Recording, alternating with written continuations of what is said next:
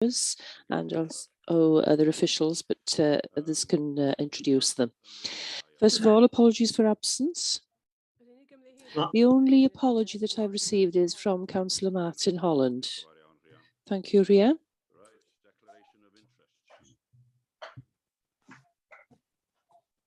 Declarations of interest. I don't know whether we need to introduce ourselves as school governors with regards to plastics in schools, but I don't think so. There are no urgent matters agreed by the chair. I've got nothing there, so we'll now move on to the minutes of the last meeting held on the 25th of November. We'll go through them in detail, please. First of all, we'll turn to page 7. Are they correct? Page 8. Is there anything that needs correcting there? Page 9. Page 10. Page 11. Page 12. And page 13. Is there anything that needs correcting? Can anybody propose that they're correct, please? Proposed. Second then, Chair, Peter. Hugh Irving has proposed that they're correct and Peter Scott has seconded it. Thank you. We'll go through them now in further detail. Page 7, nothing rising there. Page 8, corporate plan update. Then page 9, corporate risk register review. Don't think there's anything there. Page 10. Page 11. Nothing there, I don't think. 7C360 customer relationship. Page 12. And page 13. Finished at 1 p.m. No matters arising. Can I now introduce Rhian? She has got a presentation and an information sheet. There are 1 or 2 issues that you asked for at the last meeting. Those have now been included in the information sheet that was sent to you last Monday. I haven't got a copy of it in front of me at the moment, but one of the things was you were interested in what kind of training so on had been given to staff regarding dementia. There's a fair bit of information in that report about that issue. And we'll move on. I'm sorry, I can't hear the chairman. He's on mute.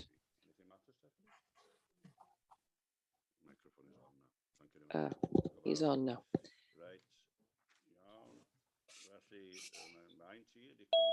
So it's my pleasure to introduce Councillor Tony Thomas, the lead member for Housing and Communities, and Councillor Bobby. Wellbeing and Independence, and Angela Loftus, Strategic Planning Manager. Over to you. I don't know which one of you is going to start. Is it you, Tony, or is it? I'll start, Chair, please. Hello, Tony. Yeah. Good morning, all. I hope you don't mind if I switch my camera off, because internet problems have not been good the last few days. So there we go. Okay, so today we've got the progress on delivering Denbighshire's housing and homeless strategy. And obviously I do this jointly with Bobby, who will no doubt cover what I've missed. But I would just talk about the housing and Bobby will talk about homelessness. So we've got Angela, Jane Abbott, and I think Mark Dixon and Liz Grieve is officers with us today. So you've got the report there. So Appendix A is a summary. The strategy was adopted by the council back in December 2020. Appendix B is a progress summary on action plans, and you'll see there's no reds there. So the strategy has 6 themes, which is actually one more than our our great chief exec's strategies or themes rather, because he has 5 rulers, I've noticed. But no doubt we'd all agree on the merits of these listed themes. So we're all there for the benefit of our residents. So as I say, I chair the housing part and Bobby takes over for the homeless sections.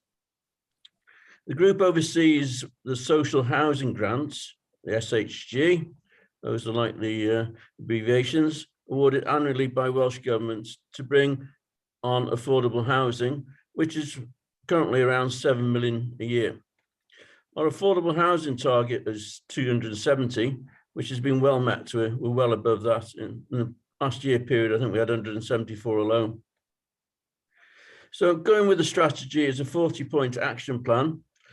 The strategy has a 5-year life and will be reviewed again in 2026, whoever's leading on that then. We also launched and promoted the empty homes matching service. Sounds a bit like a dating agency, doesn't it really, I suppose, but not that I've used one myself anyway. Our first new council dwellings on Prestatyn and Denbigh, they're well underway. I was at the Denbigh site on Monday. Brenny Construction are doing it. It looked a bit of a mess, but the site flew in Erin. They said they expected to finish in May, so that's good. But it's done to a passive house standard, and they reckon that the energy costs for the year could be around about £50, which is amazing.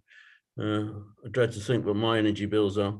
Anyway, that's me done, and I'd like to pass over to Bobby if she would like to take up the rest, please.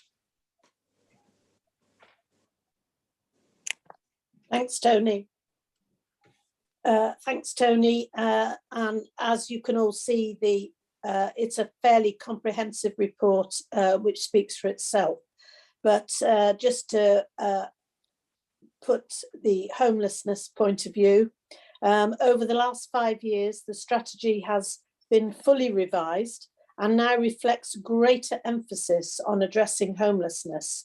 And to that effect, it has also been renamed the Housing and Homelessness Strategy, with a theme dedicated to the main concerns and projects in relation to homelessness.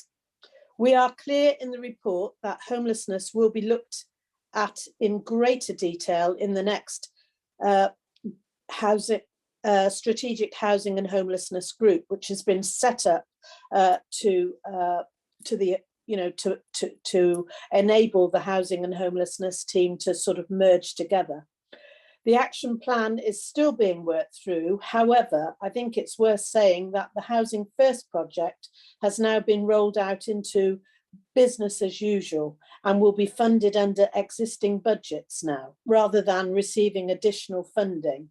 This is a big achievement, and of course work is underway to provide Denbighshire's own first temporary accommodation at Epworth Lodge in Rhyl. This has come about as a direct result of housing development working with homelessness. The strategy itself is all about finding new ways to promote resilience and independence. The very nature of homelessness often comes with a high level of personal resilience, but it just needs channeling in a positive way. The preventative work is designed to prevent reliance on public services and give people the choice and control at an earlier stage of their experience. The strategy supports corporate priorities, housing, connected communities, resilient communities, the environment, and young people, and this is demonstrated within the strategy. I think it's also worth mentioning that in addition to all this work going on with housing and homelessness, that Awel Dyffryn Extra Care has now started to open and will be fully opened by the end of February or during February. And this has been brought about through close working with Group Cynefin, Housing Strategy, Planning and Community Support Services. So I'm delighted to see that that is just about coming to fruition.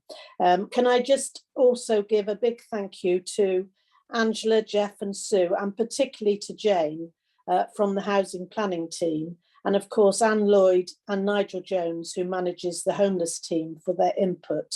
And also thanks to Nigel, who I think is here today standing in for Anne, who's on holiday.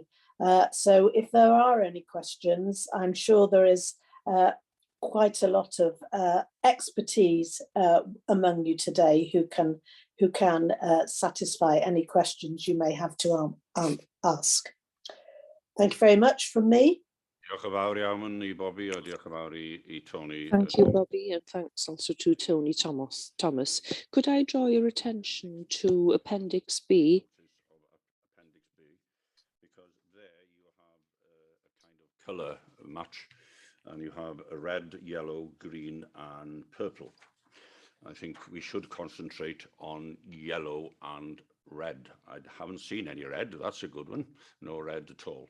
Red means that there's major problems, but yellow means minor problems. Do you want to say a few words, Angela, before I allow questions?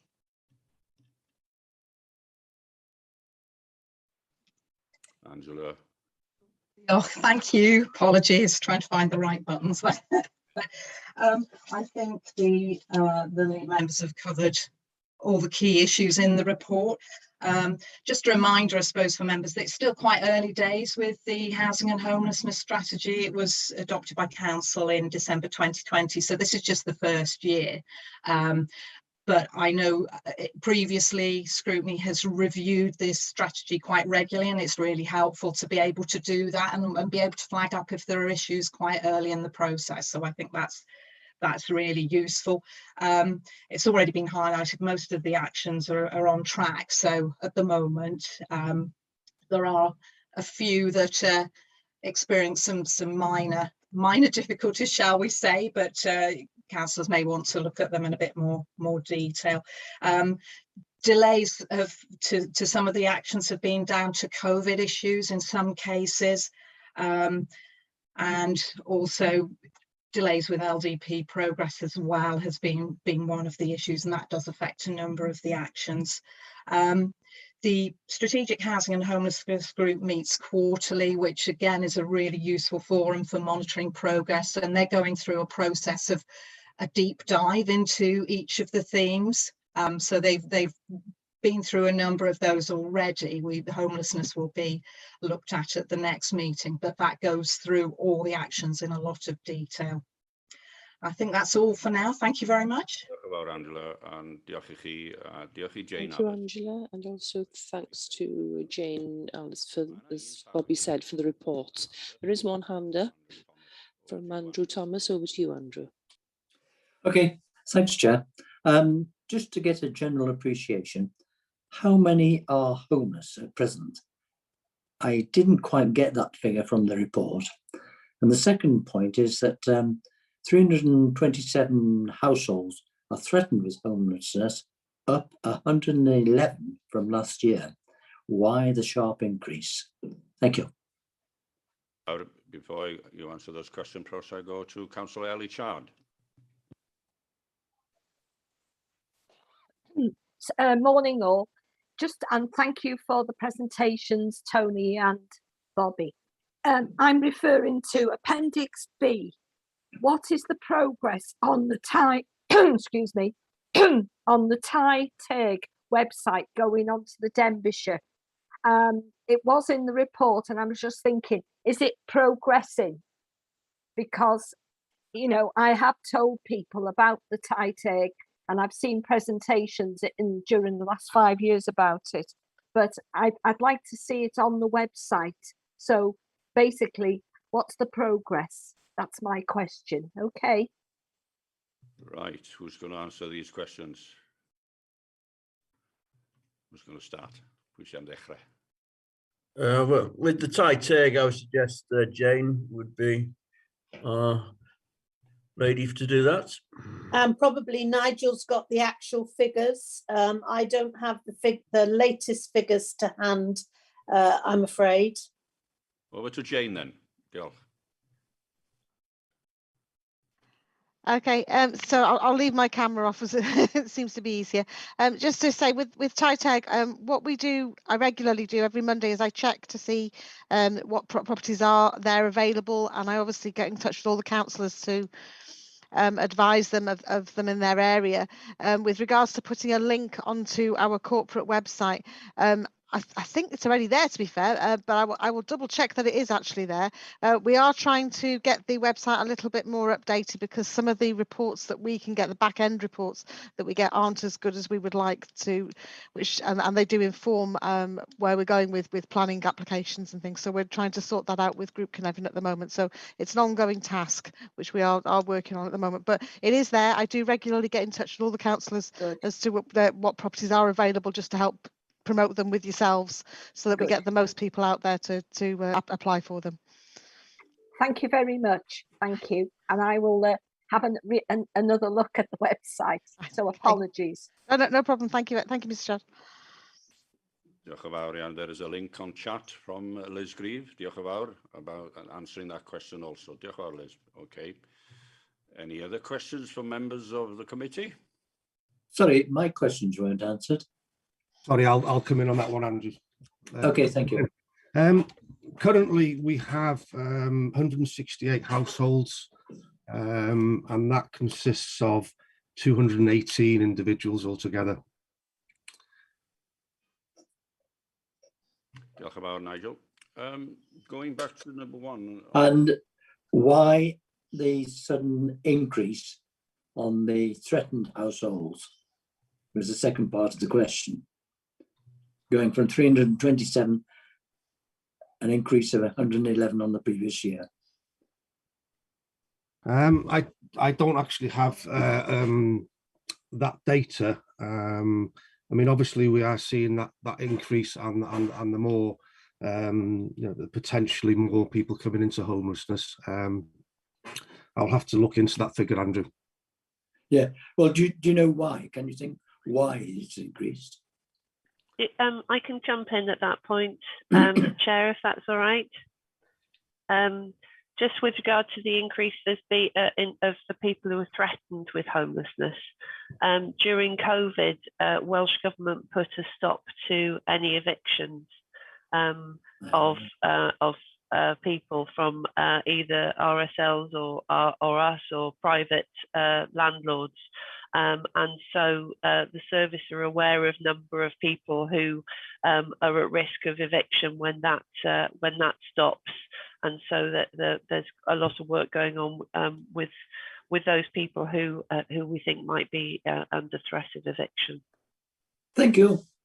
Can I come in and ask a question on top of that? Are there people moving into our county that we weren't aware of who are homeless?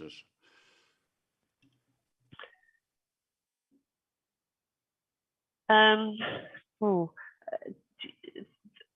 think that the nub of the question is whether or not we are ending up having to provide houses for people that aren't from our county.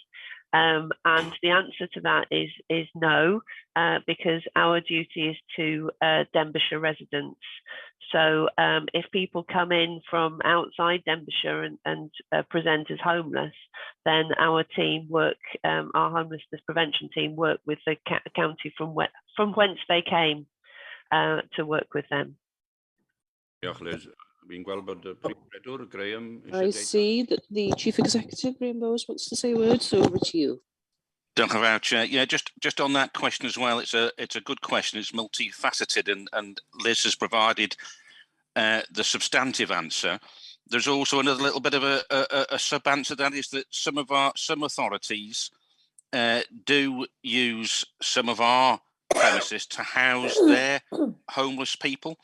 So it may be that there's some properties in Rhyl, for example, where Conway or Flintshire or Gwynedd or other nearby neighbouring authorities, for whatever reasons, are having to house some of their homeless people in some of our properties. But that does work the other way as well. And there'll be occasions and there'll be reasons why we might have difficult people who we need to house who may have issues in their own community, and we may have to house them out of county. But I think it is a good question, and something that we're looking at to better understand how that works, and to perhaps consider at a regional level and it's early days, some sort of memorandum of understanding to let everybody know what's happening, because we don't always find out if another authority is housing one of their homeless people in one of our properties, and similarly the other way around. I say one of ours, not Denbighshire County Council's, private sector, but within Denbighshire. So hopefully so there is another kind of facet, another kind of issue, another level to the question. Diolch yn fawr, Chair. Thank you. Diolch yn fawr, Graham. Could I add to that, Chair, please? Information sheet on that. Yeah. Who's Could I add to that, please, Chair? Tony Thomas here. Of course, Tony. Yeah. Yeah, I was going to mention what Graham has just said, but to add to your question, there's definitely an imbalance. There's more in Denbighshire than from Conway than goes the other way, shall we say. And we do use Roseland Sea Golf Club. And I have brought this to the attention of the leader, and because Conway have a policy, they don't use any of the seafront Llandudno hotels for homelessness. So it is a problem for us. And, you know, because the way we're going at the moment, homelessness is an extreme problem, and we do need accommodation for these. And we're struggling at the moment to get the hotels back to doing tourism. But there is an imbalance from Conway, and the leader is taking it up at his level. So maybe we'll see some progress on that going forward. Thank you. Tony, all I propose that we have an information sheet on that. If someone could second me, please. Thank you, Ellie. Diolch yn fawr. Bobby, you wanted to come in on this? Yeah, I was just going to sort of add, if you like, to this why the situation in homelessness has become so acute. Whilst the pandemic well, I know it hasn't finished yet, but over the last 2 years, when we've been more heavily into the pandemic, the Welsh Government didn't want or made it clear that street people weren't allowed to be rough sleeping and so on. So all homeless people were housed. You know, as you know, in Denbighshire, we lifted Sarth and, you know, made every effort to have people not homeless. And so I think the Welsh Government, as a result, has come in with lots of legislation now, which our Homeless Service are trying to deal with, as well as dealing with homelessness on a daily basis. So it has been a very, very difficult and busy time, if you like, within homelessness. Yes, we're getting there. Yes, we've got strategies we're working through with an action plan, but this is not going to be solved overnight. Bobby, I was thinking also, what's the age range of the homelessness residents?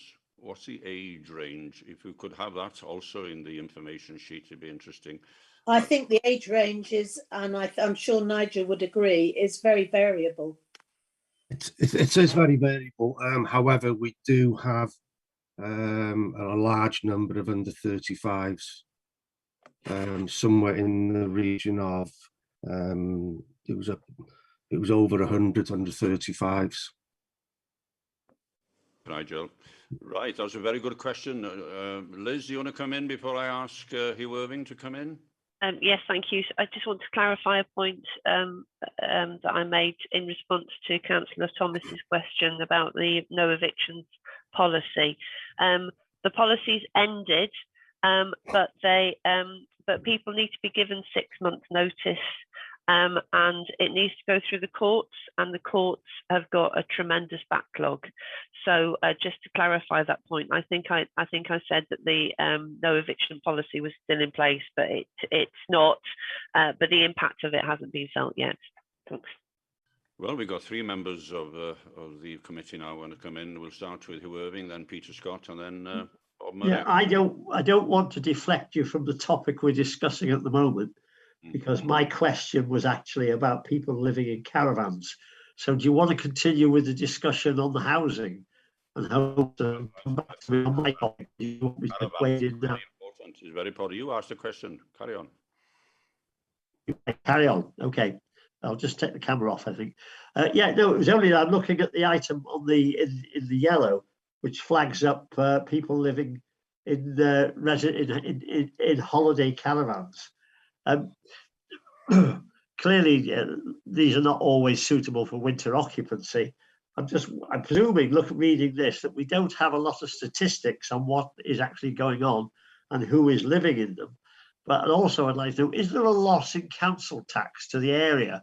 If somebody, for instance, comes in from outside the area and decides to live in a or their holiday caravan somewhere in Denbighshire, are they paying council tax on them? Are they picking up other benefits? Phoning here. Right. Okay. Okay. Are you finished with the question, Hugh? Thank you. We've got to Peter now with his question, please.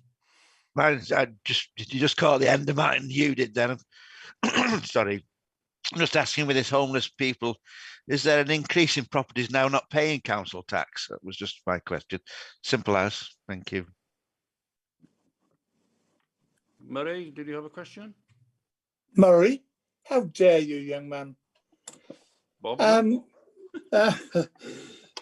In Balance County, Conway not wanting to use their hotels.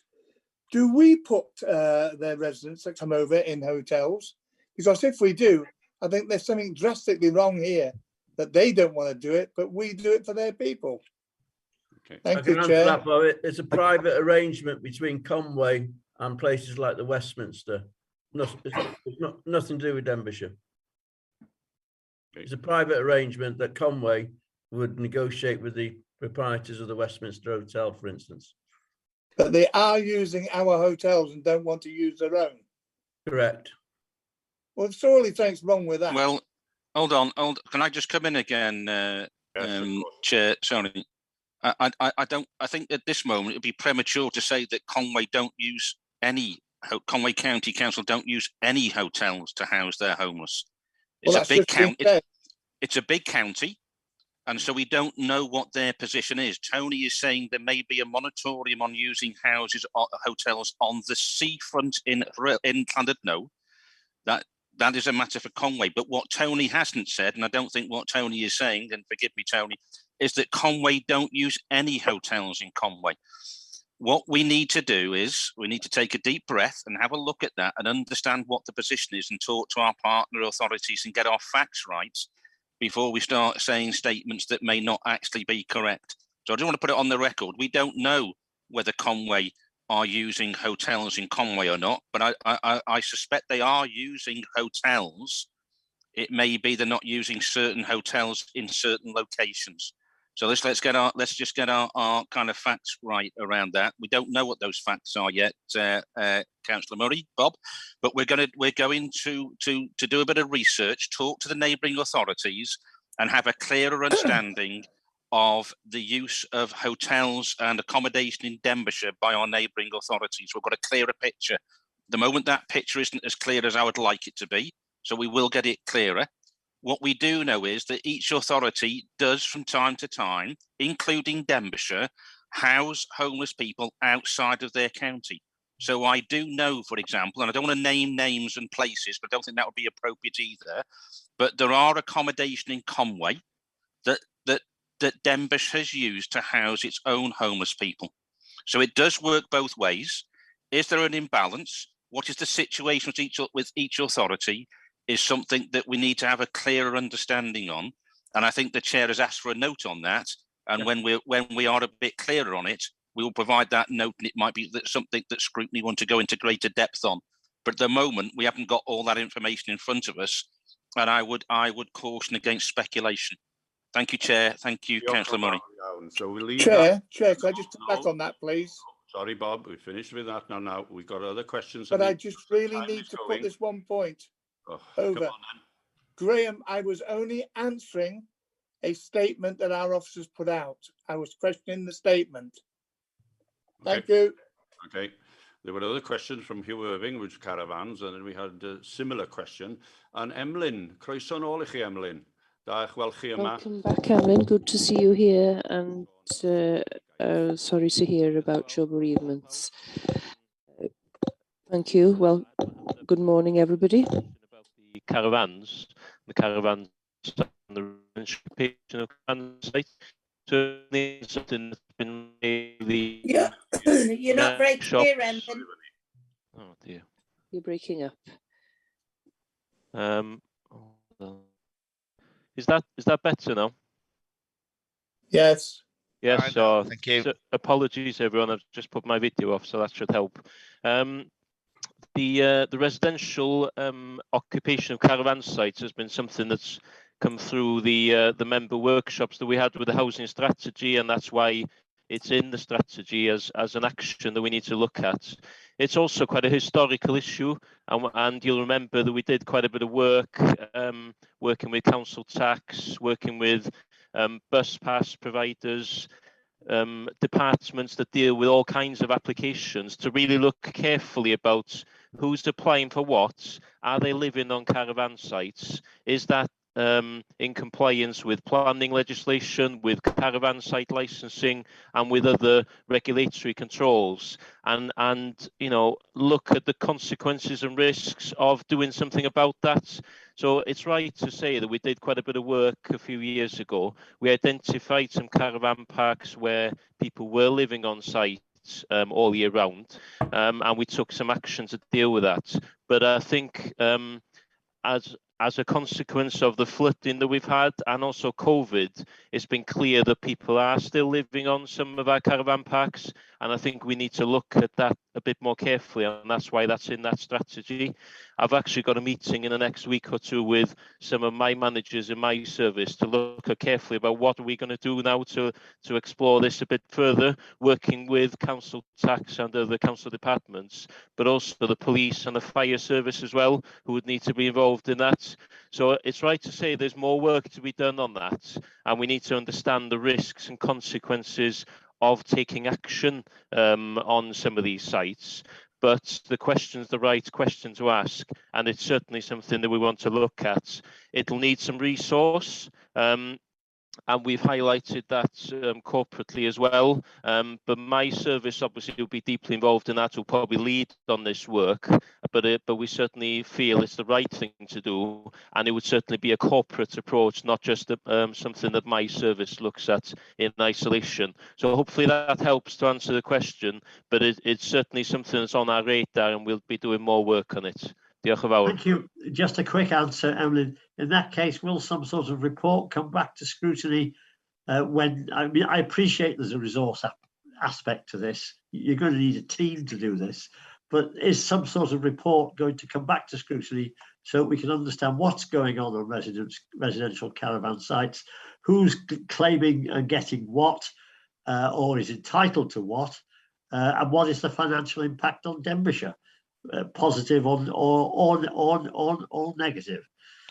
Yes, no, thank you, Councillor. I think I'll check back, but I'm sure there has been a fairly recent report to one of the scrutiny committees. What I'll do is I'll check with our democratic services to see where that went, whether it's due another update report. If not, I'm more than happy to coordinate a fresh report to a scrutiny committee. No problem with that.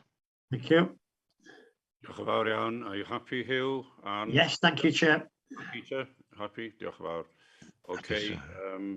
I want to ask a question about the LDP. The LDP is causing a problem, and you've got it at yellow in Appendix B. Do you think that replacement LDP will be in place soon? And when do you think it will happen?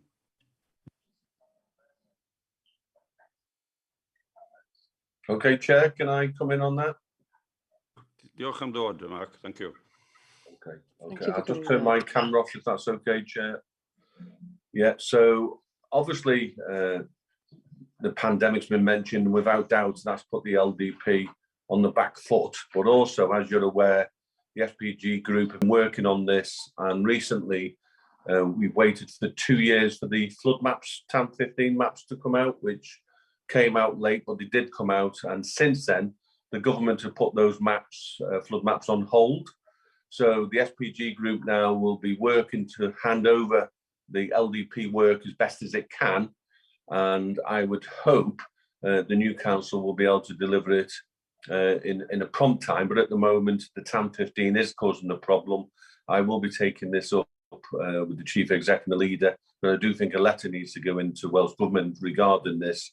But it's out of our control. But be rest assured the LDP work will carry on. We'll hand over what information we can, and the FPG group are working with officers to do that, but some of it is out of our control.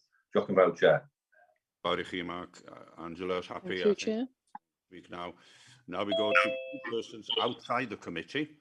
We could go on and on this one. I haven't got much time, but I need to be, there's two other items to come up. We'll start with Cynghorydd Mary Lloyd-Davies. Councillor Mary Lloyd-Davies, welcome. Thank you, Chair, and thanks to Stephanie for getting me in this morning. My first question is on page 44, the main steps for theme 3, empty homes.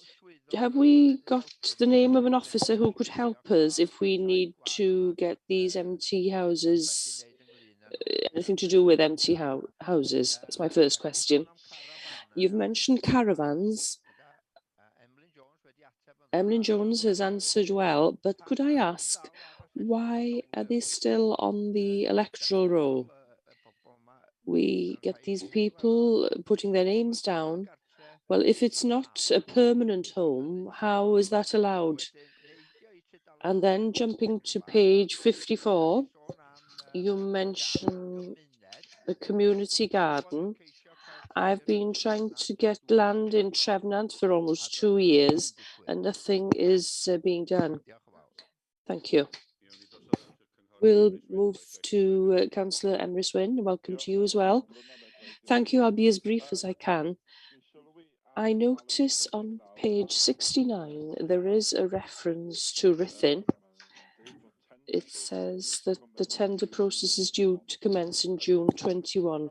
Could I ask quite a simple question? What is the status of the old care home at Awelon at the moment? And when will we be able to see the work begin there on the developments of Llys Awelon, phase 2, if you like? There are 2 parts at the moment. The new Llys Awelon. Thank you. Who wants to answer those questions? Emlyn, thank you. Diolch yn fawr iawn. Thank you. Y cwestiwn cynta. The first question with regards to empty houses, maybe the best thing would be the empty houses team come under Angela as the manager of that service. So maybe Angela would be the best point of contact, and then she could ensure that an officer can help out, help the councillor to deal with any matters that arise. So I would ask Angela to be the first point of contact there. And the second point with regards to the lists, the electoral roll, I think I'd have to go back to Gary's service there to understand exactly what the process is with people being allowed to register. I don't have the answer to that this morning, I'm afraid, but I'm sure if we were to discuss with Gary's service, I could come back with a clear answer to you regarding that. And the third point regarding community gardens, I'm not sure who. I'm happy to take that away and discuss with the rural services that come under me to see if that would help. And I'll come back to you after I've had a word with them. Maybe that needs discussing with various departments to ensure that you get a clear answer. But as the first point of contact, I will pick that up with the rural services. Thank you. Angela?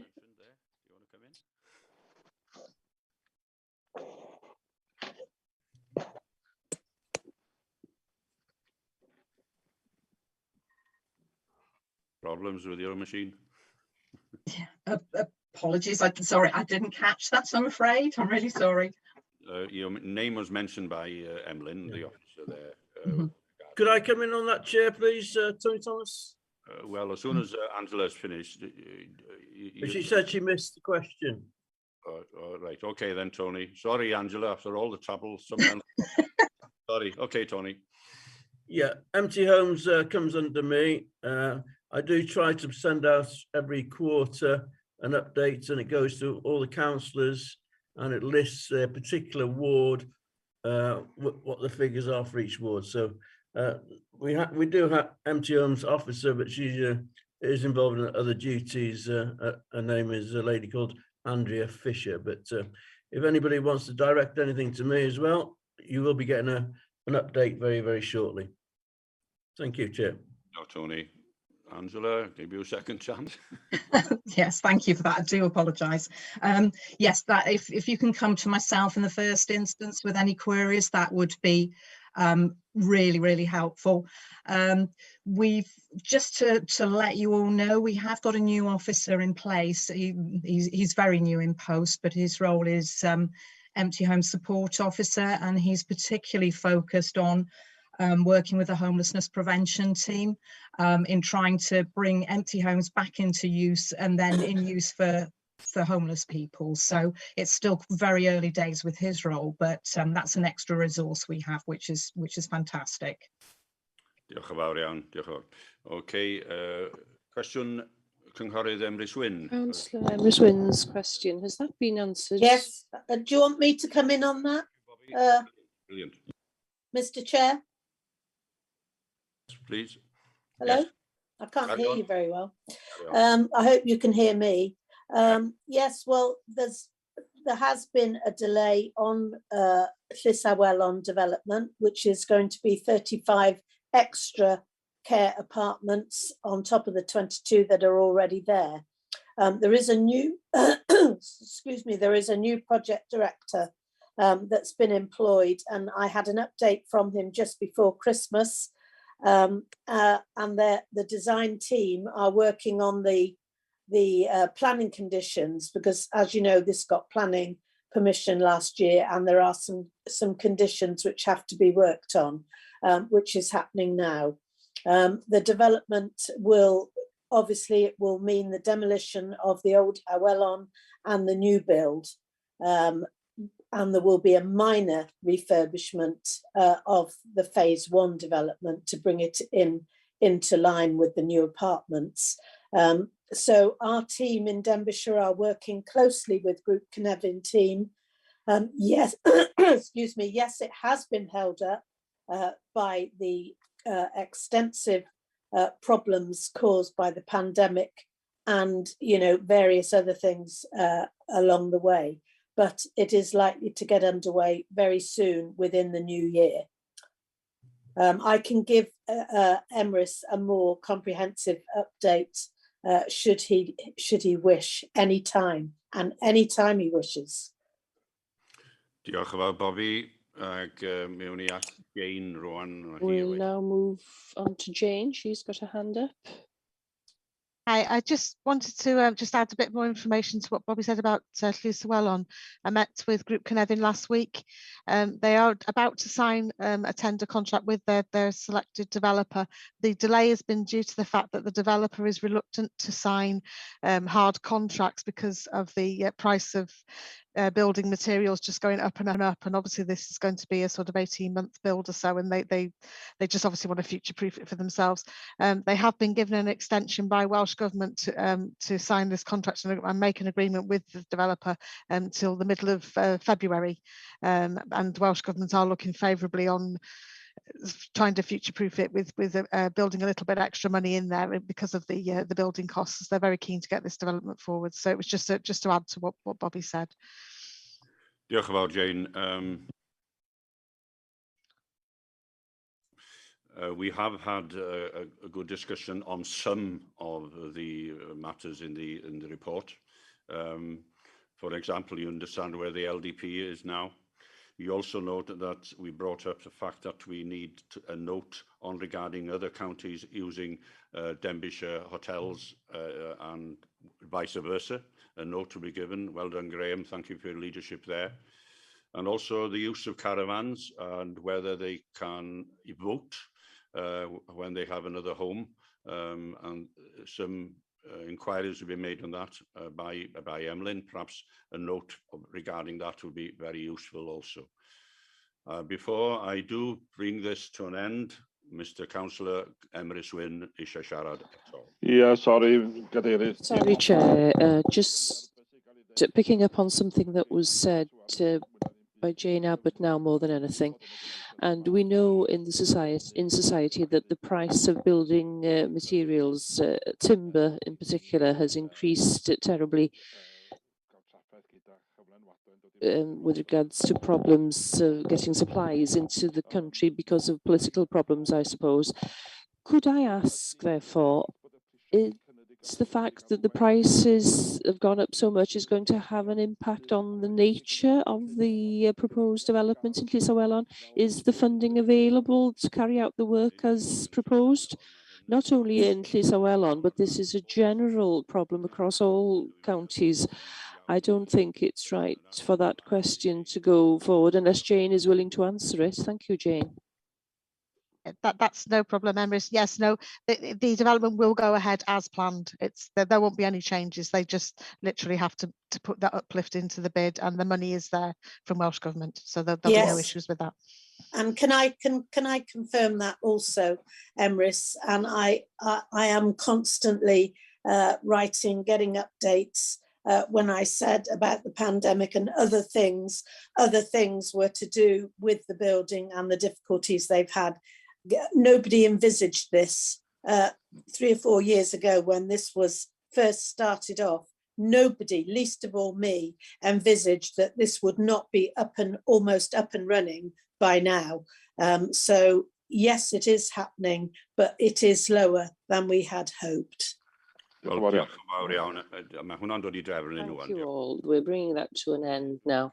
So I propose that we recommend the sentence that scrutiny note the review to monitor delivering of the housing and homelessness strategy action plan. Could I thank all the officers for the work that they do? Excellent, and it's good to see that only some items are noted in yellow. There is nothing in red. There's a lot in purple and orange. Thank you very much. I propose that we accept the report, and thanks to those who lead, Bobby and Tony as well. Could somebody second that, please? I'll second. Thank you. Just add a point to Rhian wants to come in again. Just on that point, it means that you're going to monitor it to the future. Do you want to give some kind of time? What happened the previous year with reports on caravans that came to scrutiny during the term of this council? I and Emlyn will try and look for that report for you. Thank you, Rhian, for that guidance. And I think we should let this go now and look at it again in October, November this year. What do you think? I propose that this comes back to Hugh Irving. Councillor Hugh Irving agrees. Does everybody agree? Thank you. So it'll come back to scrutiny at the end of this year. Whoever will be on the committee, isn't it? Thank you. And thanks to all the officers again, and to Tony and Bobby. Right, we'll move on now to the next item, which is to do with the library service. Library service standards and performance. Principal librarian. My copy, You've got a copy in front of you, a very comprehensive one, looking at their performance and the standards of libraries between 2017 and 2020 and forward to 2021, and what improvements and what problems have arisen. So over to whoever's presenting this. I think it's Liz Grieve or Tony Solis again. Oh, you've been busy. I'll introduce it, please, Chair, if I may. Thank you.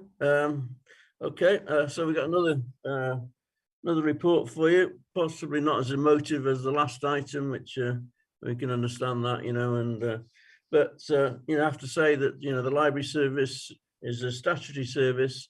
They do an excellent job, and a lot of them during the COVID were relocated to other resources, and I think we need to thank the team for all their efforts. So we're here today then, so we're looking at the library service standards and performance, and we're going to compare our services against the national standard, what is the 6th framework of the Welsh Public Liability Standards. From, as you say, from 2017, which was extended to 2021. So it's about the progress we made in developing our libraries as places of individual community and resilience. Libraries, as I said, are statutory, and we have to deliver a comprehensive and efficient service. Like everything else, the service was heavily impacted by COVID, and I'd like to thank the staff, as I said before, that have done the very best in what was a very difficult situation. But we all appreciate our residents, the mental support that the libraries give, and it's a very, very service that is very, very much needed, and it's good that Denbighshire can provide this when we have to provide this. So in the reports, there's data for 2020 to 21 on performance. There's 12 core entitlements and 6 quality indicators. The 12 core entitlement ones, we've continued to meet them, and the 6 quality indicators, we've done a self-assessment on that, and it's detailed in the reports.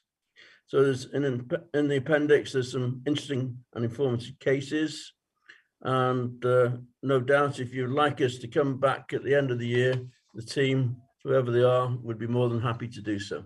So at that stage, may I hand over to Liz, please? Thanks, Liz. Thanks, Tony. Yes, it's always a delight to come to performance scrutiny with the library standards report, because I think the library service is one of the things that Denbighshire does best. It was a difficult year, 2021, for all the reasons that Tony's described. Our library team were the first cohort of officers to start the proactive calling, and because of their kind of people first approach, they were tremendously successful with that, even though it wasn't it's not the way they usually operate. It's been a difficult time, but you can see how during lockdown digital downloads went up by 166%. So if ever you needed evidence to show how libraries are adapting to the modern world, I think that that's probably a good example of that. You'll have read the report, so I won't take you through point by point. If you haven't had the chance, I urge you to do that over a cup of tea. It'll give you a warm feeling in your heart, because there's some tremendous work going on in the libraries through the hardest of times. Going forward, we have a lot of work to do to rebuild community capacity, community cohesion, and we see libraries being very much at the centre of that. So I won't go into any more detail. Beth Ann is here, so any questions you have, I'm sure Beth Ann will be in a good place to be able to pick up. Thank you. Diolch yn fawr, Liz. Diolch yn fawr iawn. Did you have your hand up, Councillor Bob Murray? You're on mute, sir. Sorry about that, young man. Can I go ahead? Yes, old man. Mine's not a question. It's just we're very proud of our library in Prestatyn, Liz, and on behalf of Prestatyn people, I'd just like to thank you and your team for the fantastic work you've done during the pandemic, and you've kept us going. So I hope you'll pass that on to your team with our thanks. Thank you. Be happy to do that. Councillor Hugh Irving, who has great interest in the libraries, I know. You flatter me, Chair. Thank you. Yes, I'm a huge supporter of the library service and the officers that run it. It was a great pride to be the lead member for libraries in the previous council and see what we did in relocating Prestatyn Library and refurbishing the Rutland and St Asaph, etc., etc. It's great. Yeah, it's marvelous. I go in the library from time to time, if for no other reason that I'll be back Breaking You're up. breaking up, Joe. Frequently. It's great to see what's going on there. It's great to see the report, but my questions are perhaps around the subject of when I go in and look around, I just feel it's not the footfall, if that's the right term in retail terms, the footfall is not like it used to be. Now, I do know that when you take your books back, because I know with my wife's books, you put them in a box outside and that sort of thing, and you don't need to go in. But are we right? Am I right in thinking that the actual usage is holding up, maybe increasing, but we're experiencing that usage in a different way? And it's online, remote, telephone, whatever you want to call it. And are we addressing ways and means of increasing the footfall across the doors of our libraries as part of our communities? And that's not just for Statin Library. I mean, that's all the libraries, because we have one-stop shops in there now, don't we? I just don't get the feeling there's quite as much usage, but maybe I'm wrong. So I'd love to be reassured on that. Bethan, chi fod hwn ateb y cwestiwn? Cwestiwn da hefyd. And are you willing to answer the question? It's a good question too.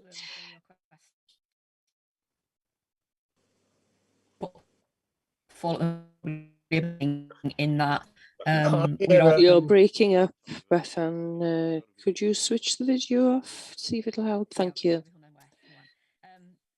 Thank you for your question, Councillor Irving. Footfall is probably down at the moment. We haven't yet recovered where we were pre-pandemic, and I'll be completely honest about that.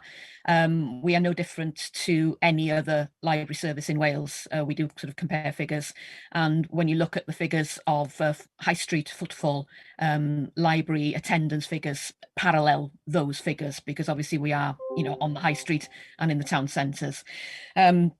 We are making as much effort as we can at the moment. We've got a fairly major programme on over the next few months of re-engaging with schools and bringing in more school children in an organised way. But footfall is down at the moment, but I think a lot of that is the pandemic and people needing to rebuild their confidence to re-engage with services, all sorts of services and facilities in their local communities. And we are making as much effort as we can. We welcome, hopefully soon, some of our partner organisations who were delivering a lot of their services out of our libraries, that they will start to return. But I think we are still seeing the impact of COVID on the level of visitors. But you did touch on the fact that people use libraries in very different ways these days. And so, the evidence of the digital usage having increased just is a clear demonstration of that the service is physical visits, over the phone. Obviously, we've done an awful lot of business over the phone, and we continue to do so. The order and collect service continues and is very popular. And obviously the digital access to the service. So the service is far more than the buildings alone. I hope that addresses some of your questions. Well, yes, it does. Thank you, Beth. And yes, what I think we must do, as corporately, as the county council, we must keep the faith with the libraries to get through this period and not be driven down a different road because somebody tries to make an argument that we're not getting the footfall so that we don't need them. I think we must keep the faith with the community, keep that library facility open at the standards and levels that we enjoy at the moment, and just hope that we can introduce initiatives that bring back, as you say, organisations into the library, where social services can carry out appointments or whatever. Banks, any commercial organisations can rent a room for half a day or a day a week. It seems to me to be too valuable a social community facility to jeopardise. Councillor Peter Scott, please. Thank you, Chair. I'd just like to thank St Asaph Library for doing what it's doing for St Asaph, because they've worked tirelessly to keep the library open and keep it going. On Hughes Park, I know there is a mother and babies club that works out of St Asaph Library that takes walks down the river and everything, which is wonderful. And we are trying to produce a children's teaching area outside the library as well, that the library can run to help with the kids in St Asaph. But there's no questions, Chair. Just thanks very much for the library for doing what it is for us. I'm sure it does exactly the same for every other place in the county, but thanks from St Asaph. That's all. Thank you. Peter, Councillor Ellie Chard. So now it's thanks from Ril, and I was so pleased, Bethan, to read that 1,710 children use the summer reading challenge, and it's so good. I mean, I know probably I don't know if the numbers are down compared to say summer 19, but the fact is that you got those children visiting the libraries with their nines, tides, mums, dads, aunties and uncles, and that's really good. So thank you once again. Diolch Ellie, dim cwestiwn yn fan'na. Do you mind if I come in there? I have a few questions for you before you do that. Oh, okay, sure. Okay, diolch yn fawr iawn. Gai ddiolch Thank hefyd you. Could I also thank for the service we receive in Rhydlan? Unfortunately, because of COVID, we've had to move. People who come there to sing musical memories, and hopefully we can go back there soon. Mentioning that, you have got one thing here, Bethan, that mentions the memory bags. Do these memory bags go out of the libraries, or do people have to come in, people who live with dementia? And my second note here is with regards to the fact that some town councils, Rhydlan amongst them, contribute financially towards the success of the library. Does Councillor Tony Thomas think that other town councillors can contribute financially towards running libraries in the future? So there are two questions there, one regarding dementia and the other to do with finance. So maybe we'll go to Bethan to get an answer to those questions, to the first question first. Arwel, ydy mae'r bagiau ma'r gael. Thank you. Yes, these bags are available to anybody in the county and they've been very popular. And our hope is that we can increase the level of stock. And we just received funding to start a collection of jigsaws for people who live with dementia and their carers. And we also hope that they will be popular. That is in cooperation with the social services departments. Yes, they have been very popular. And these go out to the public then, do they? Yes, they do. They are lent by families and care services. Regarding the financial side of the library, do you think in the future that there will be town councils who will have to, well, sponsor or pay for the use of the library?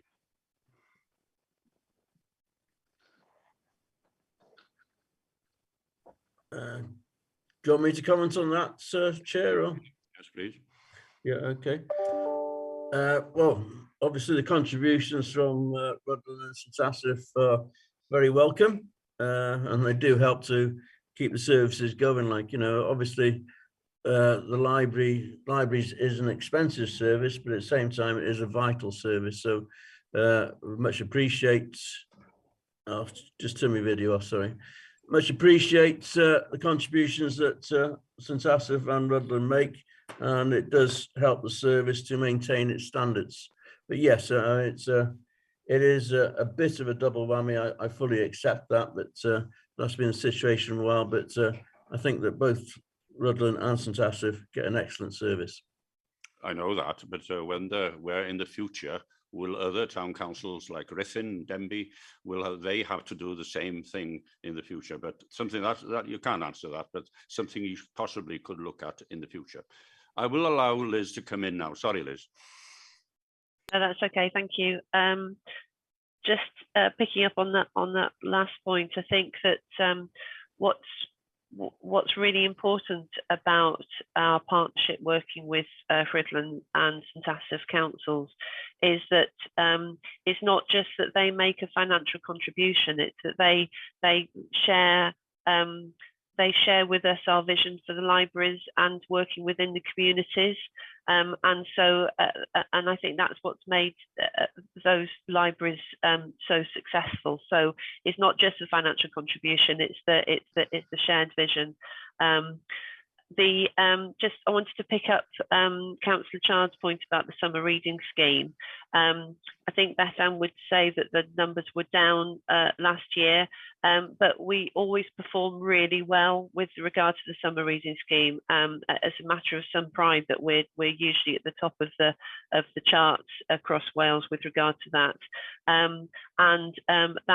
That's why we've been talking about how we might be able to work more closely with schools going forward, because we'd like to do even better going forward. Reading is such an important part of education, but also in terms of well-being. Hopefully you've seen the publicity about the Winter of Wellbeing reading project, which is about encouraging young people to think about what books make them feel happy, those are the sorts of initiatives that we will be doing more and more of going forward. But the summer reading scheme is really the main pivot for all of that. Thank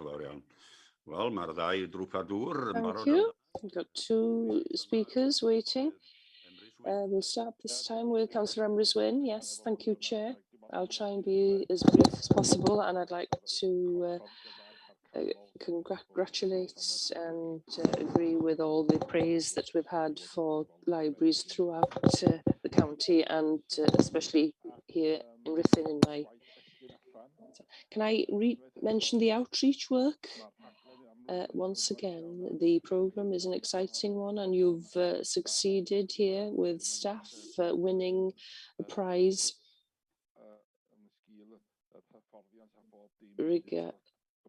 following the training that's come from this. I know that two have had training, and that is streamed to the other staff, and that can be seen in the technical support available in the county, so they need congratulating for that. I can also see that there is a note here that over 1 million people have looked at Book Start on YouTube since 2015. But once again, it shows that there's a great interest in what is happening, and it's an excellent service that supports the experiences for children outside school. If I could mention point 412, staff has dropped 7.3% by not filling empty posts because of financial pressures, historic financial pressures. Has that had some kind of impact on your ability to provide the service? I know you've provided an excellent service, and maybe the answer is obvious, but you think that maybe you may have had to change your ways of working. And we'll move on now to Councillor Mary Lloyd-Davis. Thank you, Chair. And could I also thank this department? I was going to ask about the memory bags. As you know, in St Asaph, the City Council have put the history of St Asaph in the library, and I'm sure that is very useful in that respect. Also on page 88, that's on page 88, but on page 90, you're talking about because the libraries have closed, they have been helping other departments with the pandemic, and thanks to the libraries for doing that. And we come to page 94, and the heading is Welsh, page 92 in English, sorry. I'd like to thank them for launching the books. There was an excellent launch in Rhuddlan, and there was another one with Gwyn Matthews in Denbigh, and I was chair at the time. And fair play, they are excellent. They're gathered together well, the Welsh books, and there's a good discussion, and you're able to see the book, and you can also see that the library, it draws people in. So keep up the good work, and thanks to Bethan and to Liz for the work they do. Thank you, Chair. Thank you, Liz. Do you want to start, and then we'll move on to Bethan? Yes, in response to Councillor Wynn's question about the staff reduction and whether or not it's impacted on service delivery, I think that it's fair to say that we've done it in such a way that we've minimised any impact, and in such a way that our library users would not have noticed. It's always nice to have more staff and more resources to be able to deliver more, but it's equally important that we have to balance the books, and so we keep a very close eye on library customers' feedback. As you can imagine, our library customers are quick to let us know when they're not happy with anything we're doing, and we haven't had any negative feedback, although we are in a period of transition with regard to opening post-COVID, and some initiatives that we brought in through COVID will probably keep in terms of booking facilities and things, and we'll see how that goes, and we'll make sure that we'll use the resources in the most effective way possible. Bethan, I don't know if you want to pick up any more detail on that. I think you've covered most, unless anybody has anything specifically they'd like me to pick up on. Dwi am gweld bod llaw I see that the Chief Executive's hand is up, and I'm glad that he wants to speak. Welcome again, Graham. Diolch yn fawr, Chair Adwell, thank you. Great to hear all the positive feedback about the wonderful work done in the library. It's great to hear that members seem very happy with the service provided. If members are happy, that makes me happy. It means the public are happy, so we're all happy, which is what it's all about. The challenge that I will be presenting to Liz and the libraries team is how we can further improve the service at the heart of our communities. I think there's when I think of library, I tend to think of books, and actually there's so much more that our libraries do, and so much more they probably can do as a very important public building in the heart of some of our bigger towns and communities. So great that we're doing so well. Well done, team. Well done, Liz. Thanks, members, for the feedback. What more can, the challenge will be what more we can do to embed these fantastic facilities to further improve the lives of our residents. So diolch yn fawr. Thank you very much, Chair. Diolch. Emrys Wyn, I don't know. Yeah, sorry. Emrys Wyn wants to come back. Yes, just once again to congratulate all the way. There was another question. I'm sorry, I lost it. Yes, we have heard that the number the people who can visit libraries has obviously reduced, but has the connection on the internet increased, or has it stayed the same, or has there been a drop in numbers there as well? Sorry, Bethan, you'll have to speak again. To be honest, we haven't concentrated too much on figures and levels of use over the past 2 years. We've been concentrating on providing a service to those who wish to make use of it. So yes, the levels of use is down in terms of visits and borrowings, but it is increasing again, and it's a slow process. We have, of course, had to take a step forward and then take a step back numerous times over the past 2 years, and we're now due to reopen some aspects of the service, hopefully on Monday, when the restrictions are eased a bit, so group activities can restart again. So it's very difficult to compare the levels of use at the moment to what it was 2 years ago. The world has changed, people's habits have changed, but we've got a lot of work to do now, all of us, every one of us, to try and rebuild people's confidence. I think that's the main thing, to come out again and to use our services. We're sending the message out that the library is one of the most, one of the safest places to visit if they're a bit nervous about going out to the community.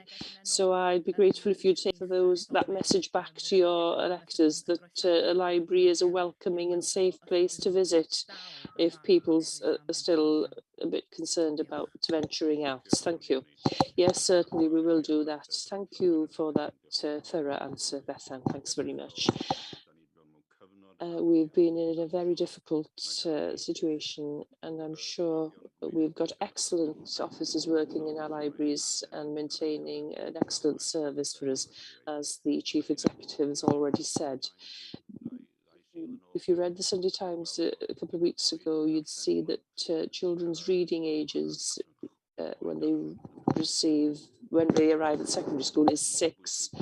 It's so important that libraries are available for children that want to improve their reading skills. That concerns me, but that was in England. I don't know how things are in Wales, but that is something that concerns us all for the future of our community.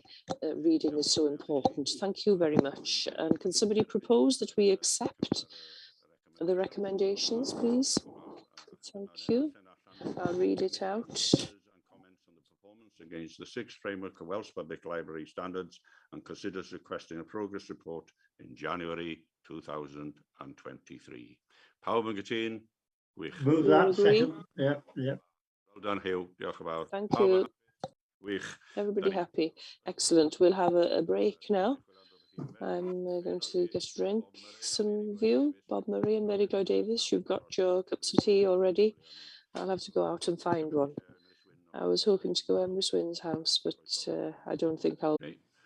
Croeso yn ôl, da ni'n iawn, da ni'n mynd I Welcome back. We're moving now to item 6 on the agenda now, and a special welcome to pupils from Ysgol Dinas Bran. I'm going to ask Councillor Graham Timms to introduce them, please, before I move on to explain what the item is and who will be speaking on that item. Welcome to you, Graham, from Llangollen. Diolch yn fawr, Mr. Cadeirydd. I'd like to introduce a couple of students from Ysgol Dinas Bran who Councillor Emrys Wynne and myself met a couple of years ago, and they were very passionate about the climate agenda, and particularly they were challenging us on single-use plastics in school meals and other issues relating to school meals. So when this item came up on the agenda, it's far better that they ask the questions rather than give me the questions and get me to ask the questions. So I was very grateful when you agreed to have them come along. I think this is a first for the County Council to have students participating. So I'd like to say welcome to Matthew and Harvey, who are with us this morning. Matthew, give us a wave, maybe. Yeah, that's Matthew on the, well, it's on my left, and Harvey, hi Harvey, on the right. And they are going to be invited, I think, to ask questions a bit later on in the proceedings on this agenda item. So diolch yn fawr, Mr. Cadeirydd, eto. Diolch yn fawr iawn I chi, Graham, diolch yn fawr. Now we've got two more important people that I introduce now. We've got Councillor Hugh Hilditch Roberts, who's on the Cabinet. He's in charge of Education and Children's Services and Public Engagement. Gentleman is Councillor Brian Jones, Lead Member for Waste, Transport and the Environment. And also we have one of the officers here, excellent officer, not a councillor, he's Tony Ward, Head of Highways and Environmental Services. And we are going to discuss now, the members consider the report that is in front of us, which is to do with school catering services. And I do believe there's a lady here, hopefully, from the Principal Catering and Cleaning Manager, Hayley Jones. I hope she's here also.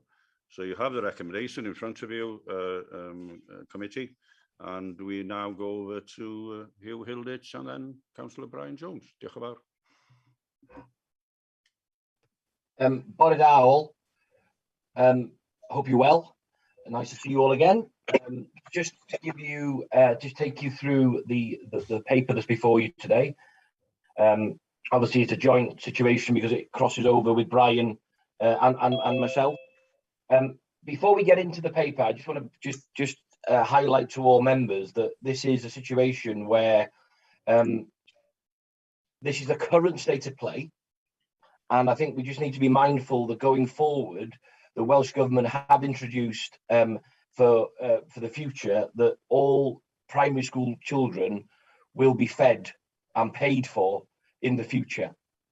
So there's not free school meals as we know it now, but basically every child would be entitled to a meal in a primary school.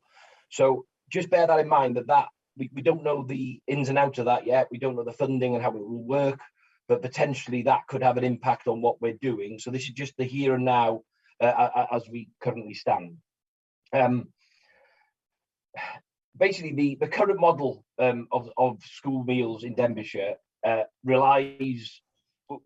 We want to talk about reduction in plastics. So I just want to give the situation of how it works. So at the moment, the current situation is that they're dependent on the income generated from the sales of drinks, especially in secondary schools.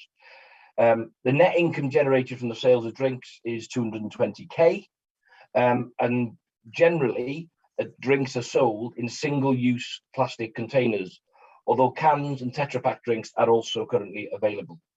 An average of almost 500,000 drinks are sold each year, which clearly generates a lot of single-use plastics. There are two main ways in which these sales of drinks in single-use containers can be eradicated.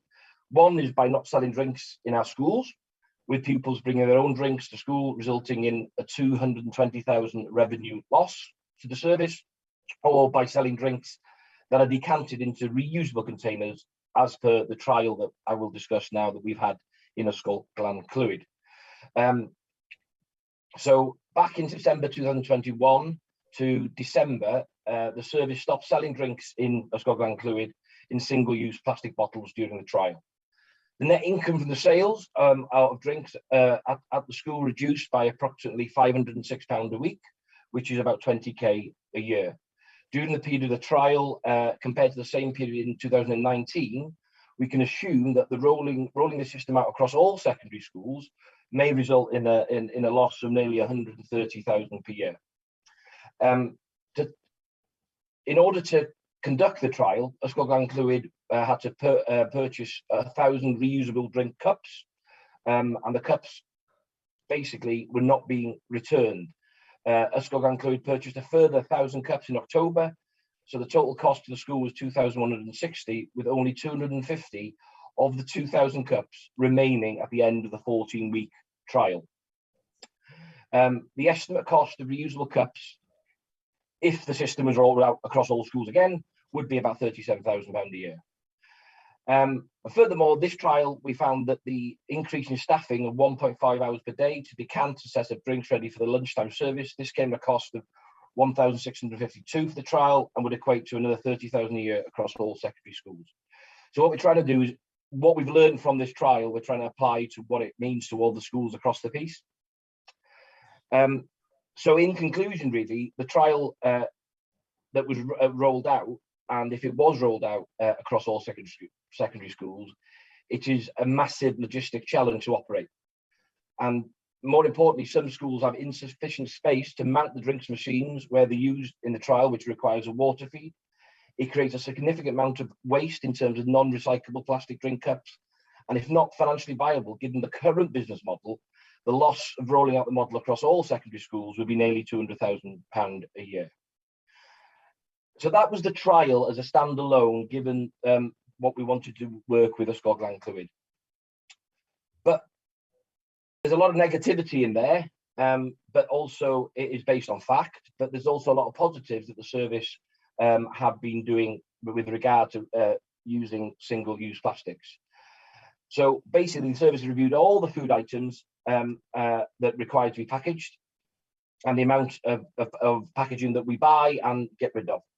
The service has stopped purchasing single-use plastic sandwich wedges and sauce pots and has moved to cardboard sandwiches and pasta containers. There's an increase in price for these items, and the service remains concerned that the recyclable items are not being recycled by students. So there's so much the service can do that it needs to be followed through then by the students as well. There's been a reduction in size and availability of serviettes and reduction in pre-packaged food items, and alternatives for salad and fruit salad that is not price prohibitive to pupils is being sought. So what we're saying is wherever we can, there is a massive drive on reducing single-use plastics.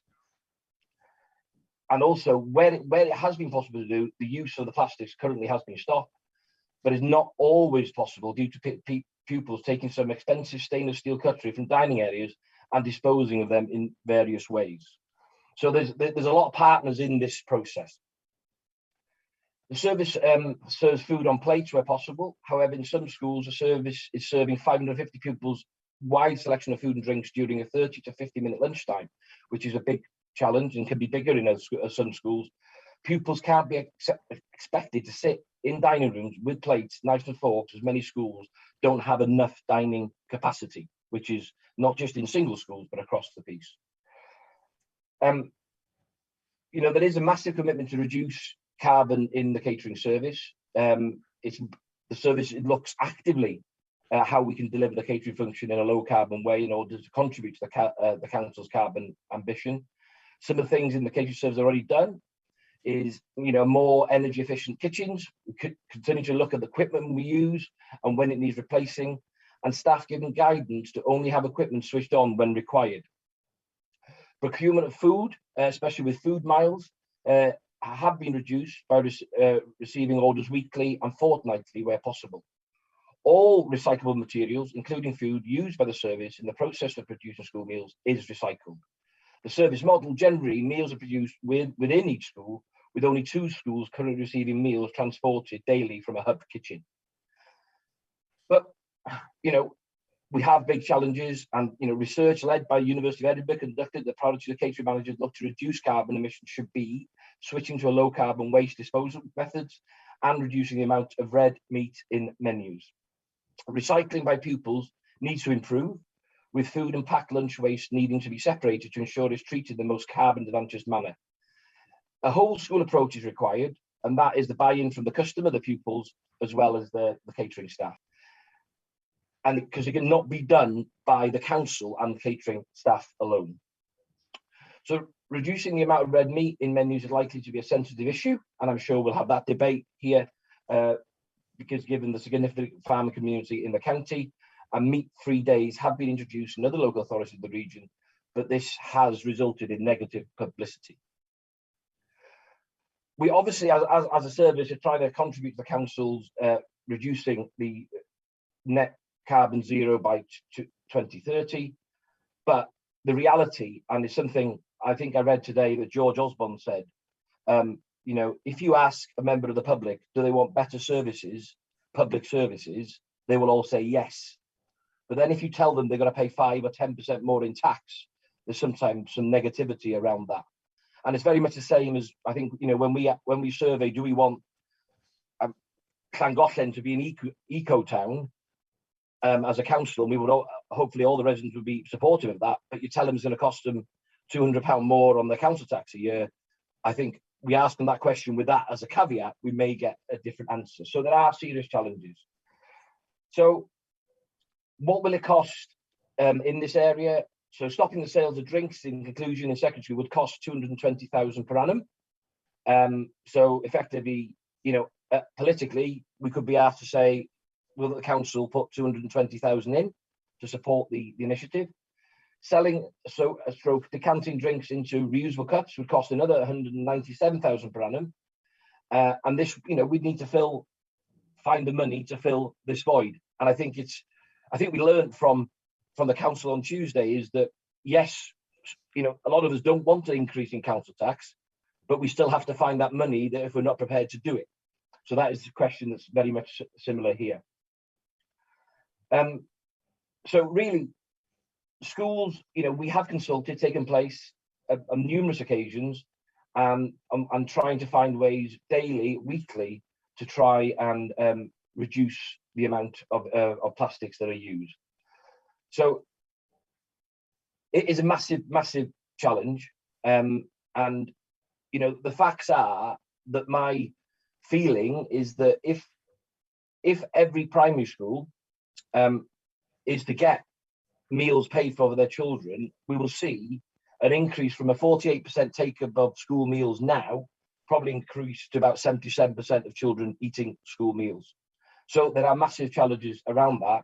And the expansion, so therefore you're talking about expanding the service, which will necessarily increase the carbon footprint of the school catering service as well.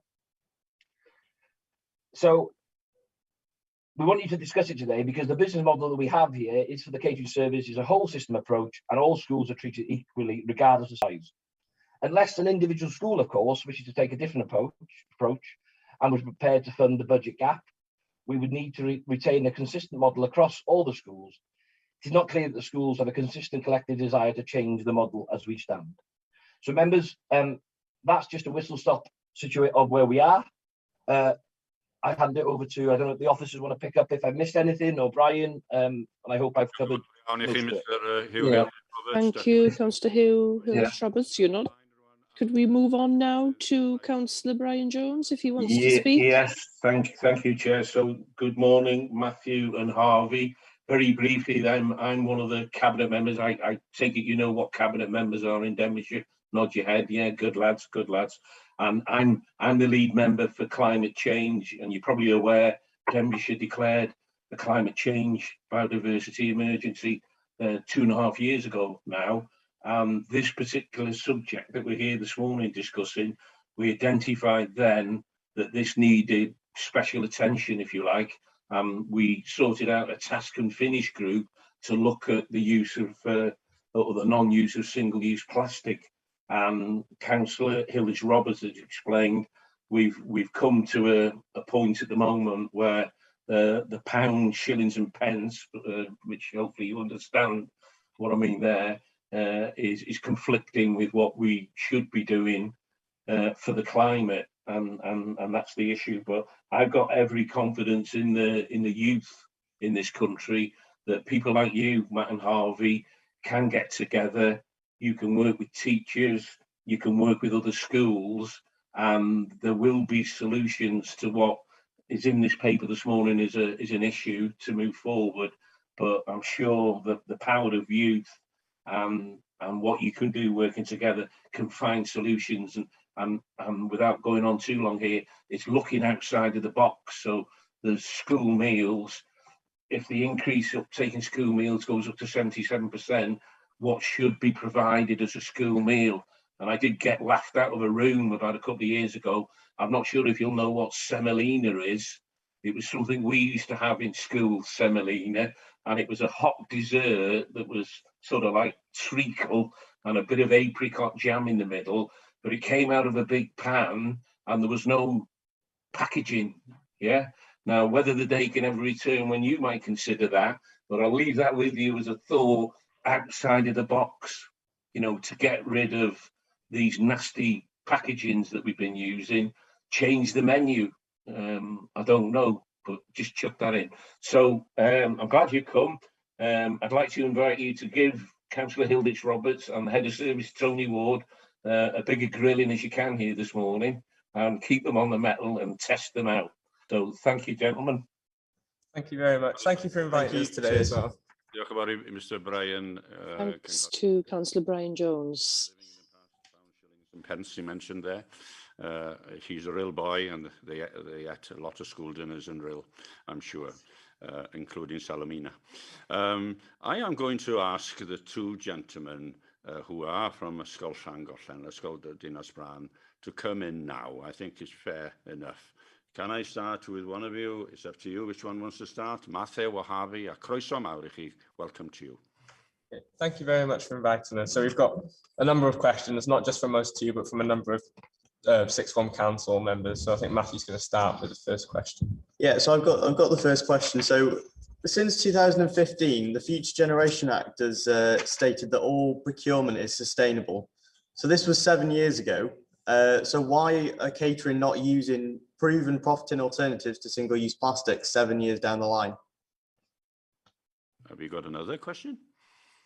We then move on to how much extra waste is actually being generated by this through the use of single-use plastics that are needed to match all the high demand for all the students. Over to the officers now. I notice Hayley has arrived. Hayley Jones, croeso, or Tony Ward, who's going to start. Bore da pawb, and thank you, Matthew and Harvey. I had a feeling you were going to provide the most challenging questions today, and I'm probably going to be proved to be right.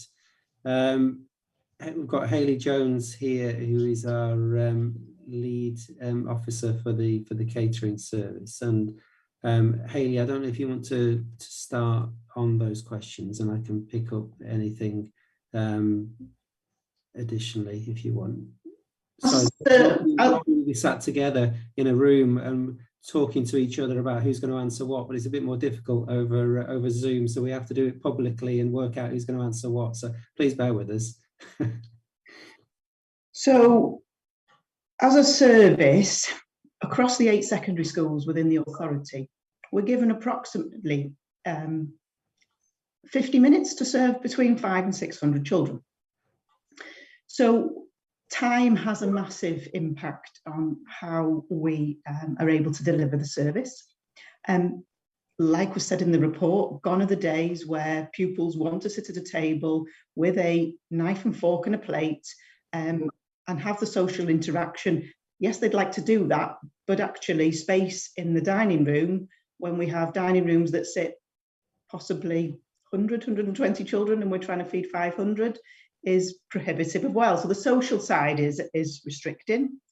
And then also we're tasked with running a business, giving pupils what they want, whilst trying to make the service financially viable so that it doesn't cost the authority any money, but also looking at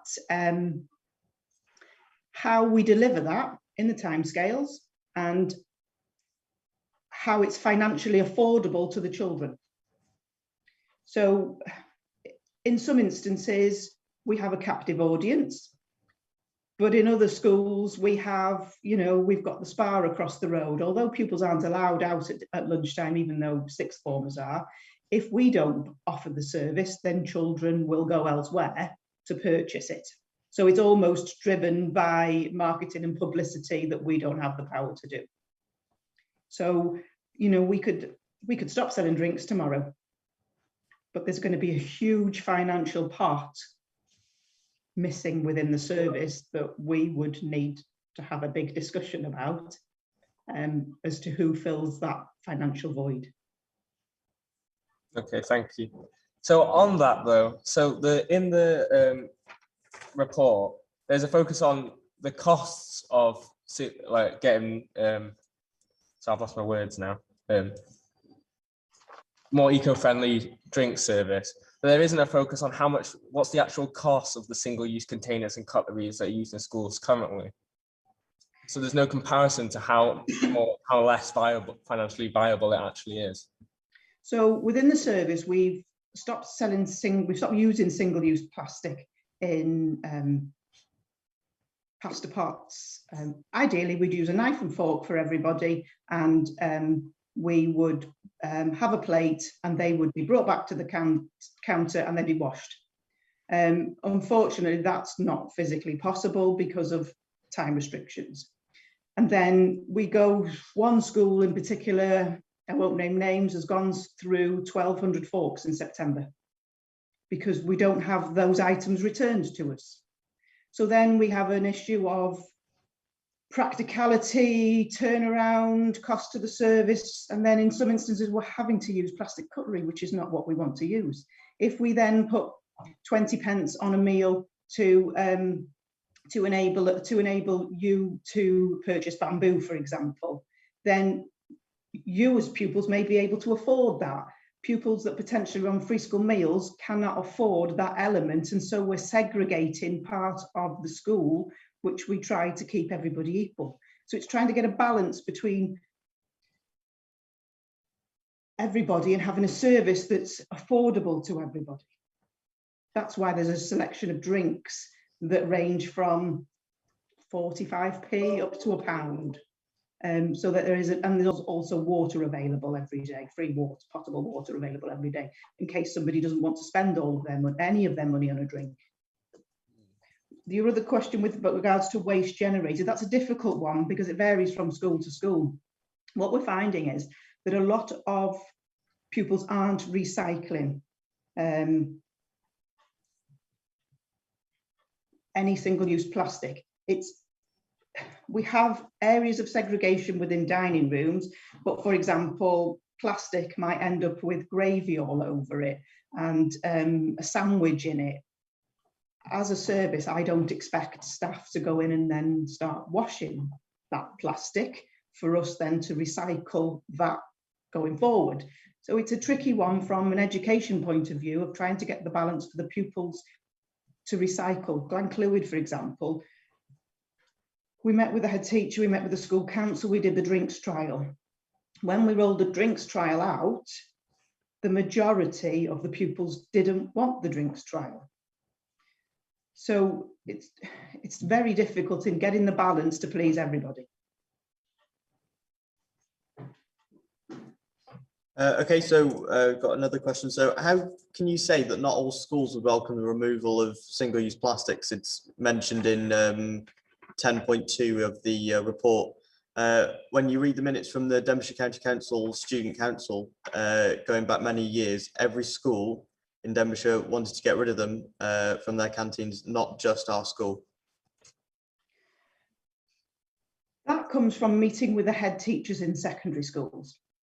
So we met with the head teachers, and this was mainly driven by the head teacher in Glenclwyd, the start of the process. We welcomed it. When we met with the other 7 secondary school head teachers, there was concern raised by a number of head teachers that they didn't want that stopping because they were mindful that that bottle of pure orange juice was the only piece of fruit or one of their 5 a day that some children would get. So they were mindful that some children don't come to school with a drink. Some of them wouldn't have the facility to have a bottle. So if they chose to spend part of their money on a drink, they were concerned from a health point of view that some children were coming into school at 9 o'clock in the morning and would leave at 3 or 3:30, having not had a drink. And potentially that fruit juice was of a huge benefit to them. So they weren't all on board. We discussed the can element. So do we swap from plastic to cans? That's not ideal. And again, there's been some accidents, can't remember if it says in the reports, a number of years ago, where when we've had more cans on sale, a mower shredded on 2 of the school fields a can. It resulted in 2 quite worrying accidents where pupils would cut their legs playing football and rugby. So some schools do not allow us to serve cans, and cans can't be resealed. So that was where that element came from. It wasn't pupil led. It was from a general conversation at a head teachers cluster meeting. Very much. Diolch yn fawr iawn. Cwestiynau da. Excellent questions. Thank you. Seems to be in control here. Tony, you want to come in? Yes, thank you, Chair. And thank you again to Matthew and Harvey for those questions, which were really, really good questions, and have highlighted some of the challenges that we're facing here. The issue with single-use plastics in school, as I say, the biggest remaining issue there is this issue of drinks, I think, the sale of drinks. As the report highlights, there's a huge number of drinks being sold in single-use containers within our schools every year. So, we recognise that is, that's a big issue, and I don't think anybody in an ideal world would like to see that.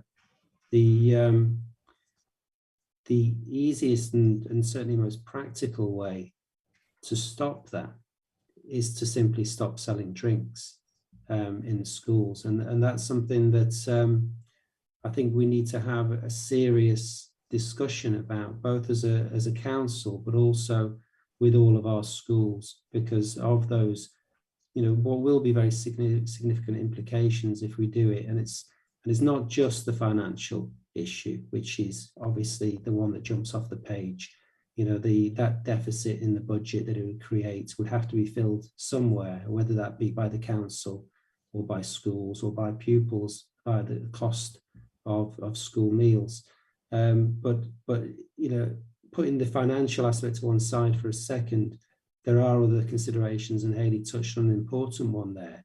I think in the drinks, we're restricted in terms of the kind of drinks we sell from a health perspective, and so there are potentially kind of hidden implications that some people may not have otherwise realised. So there's a big debate to be had about it, you know, and I'm not saying that we shouldn't take such a step, but I think it needs careful consideration, and it would require all schools to be on board, because at the end of the day, the schools and the pupils are our customers for this service. So we need them to come with us on this journey, and it would require a lot of political discussion and agreement as well.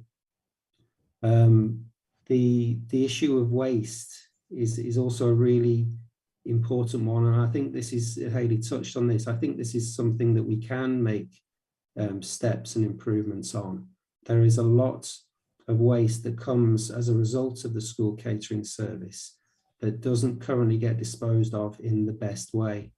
And moving on to the carbon discussion, you know, looking at some of the research on carbon and catering services, that's one of the two key ways that some people believe that things that we need to focus on in terms of reducing the carbon footprint, making sure that all waste is disposed of in the best, lowest carbon method. And that currently doesn't happen. It does happen in terms of what happens in the kitchens, because that's more in our control, and you know, Hayley has that under control. But it doesn't happen in terms of what happens in the school canteens and food that's taken away. So that's something that I think we can work on. We've got some funding, as I think it says in the paper, to fund a part-time post to look at this kind of thing. So as part of our carbon program as a council, and we will be looking at that over the next few years to try and make big improvements in that. Again, we're going to have to work with the schools, because the schools are critical in making this work. But there is work to do, and it does need to improve. So yeah, I just wanted to highlight those things. And as I said, the other thing which Councillor Hilditch Roberts highlighted, we've got a massive issue in terms of our carbon emissions as a service, because of this need to provide a meal free of charge to all foundation phase pupils by September this year, and then to all primary pupils by September next year. That's going to mean that our school catering service is a lot bigger in 2 years' time than it currently is.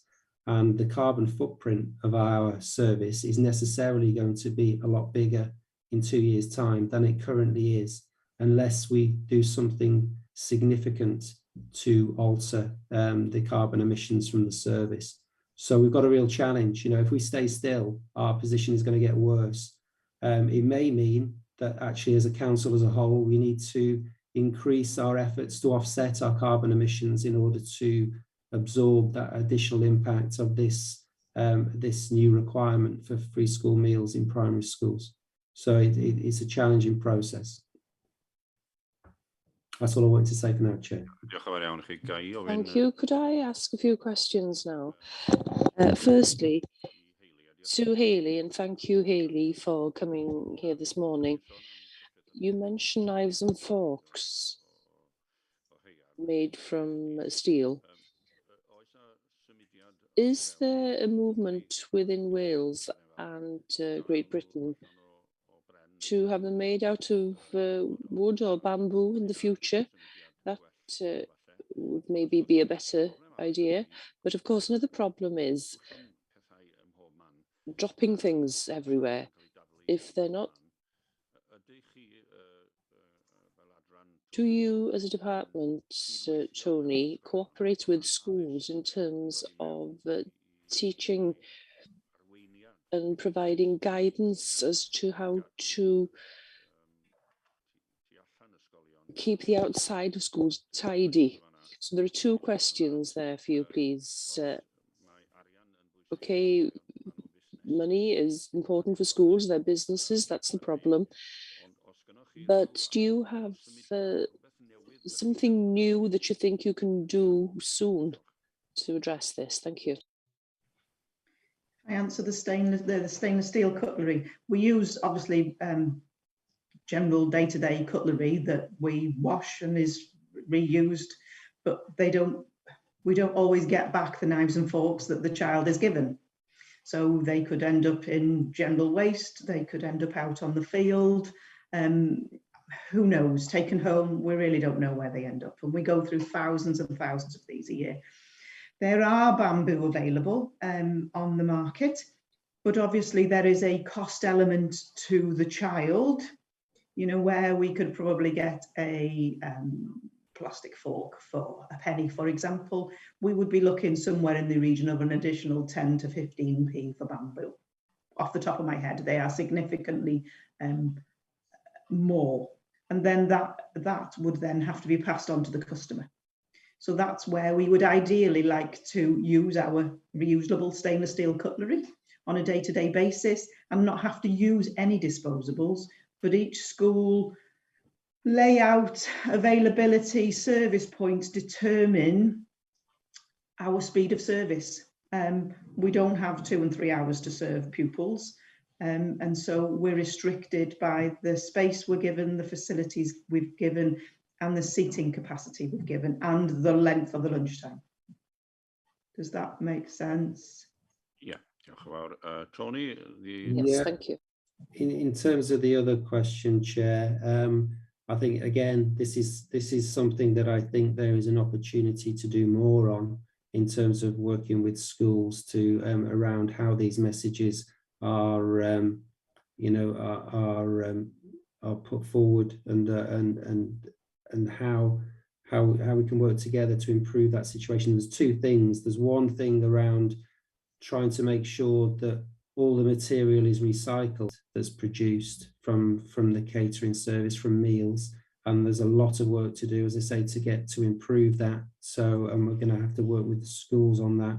The other thing, as I think you were alluding to, is around littering. And again, I think it's quite clear that quite a lot of litter is generated in and around our schools.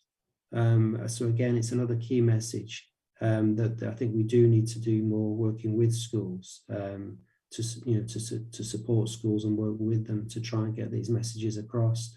We just need a bit of capacity to do that, and that's something that we're, as I say, we've been trying to look at as part of the carbon agenda, to try and create a bit of capacity to focus on these kinds of things. But both things do need to improve in relation to the environment. Diolch, Tony. Ydych chi'n meddwl, do you think that we could have one school, such as Ysgol Dinas-Bran, leading the way with this initiative, improving the use of non-plastic things and litter problems? Do you think that's a move in the right direction? I will ask Hayley to come in and give her thoughts as well on this, Chair, if I may. But I think one of the challenges is, and I think this goes back to what Hayley was saying before about needing to have a discussion with all schools about it, because our model is basically, as Councillor Hugh Hilditch-Roberts said, it's a whole system model.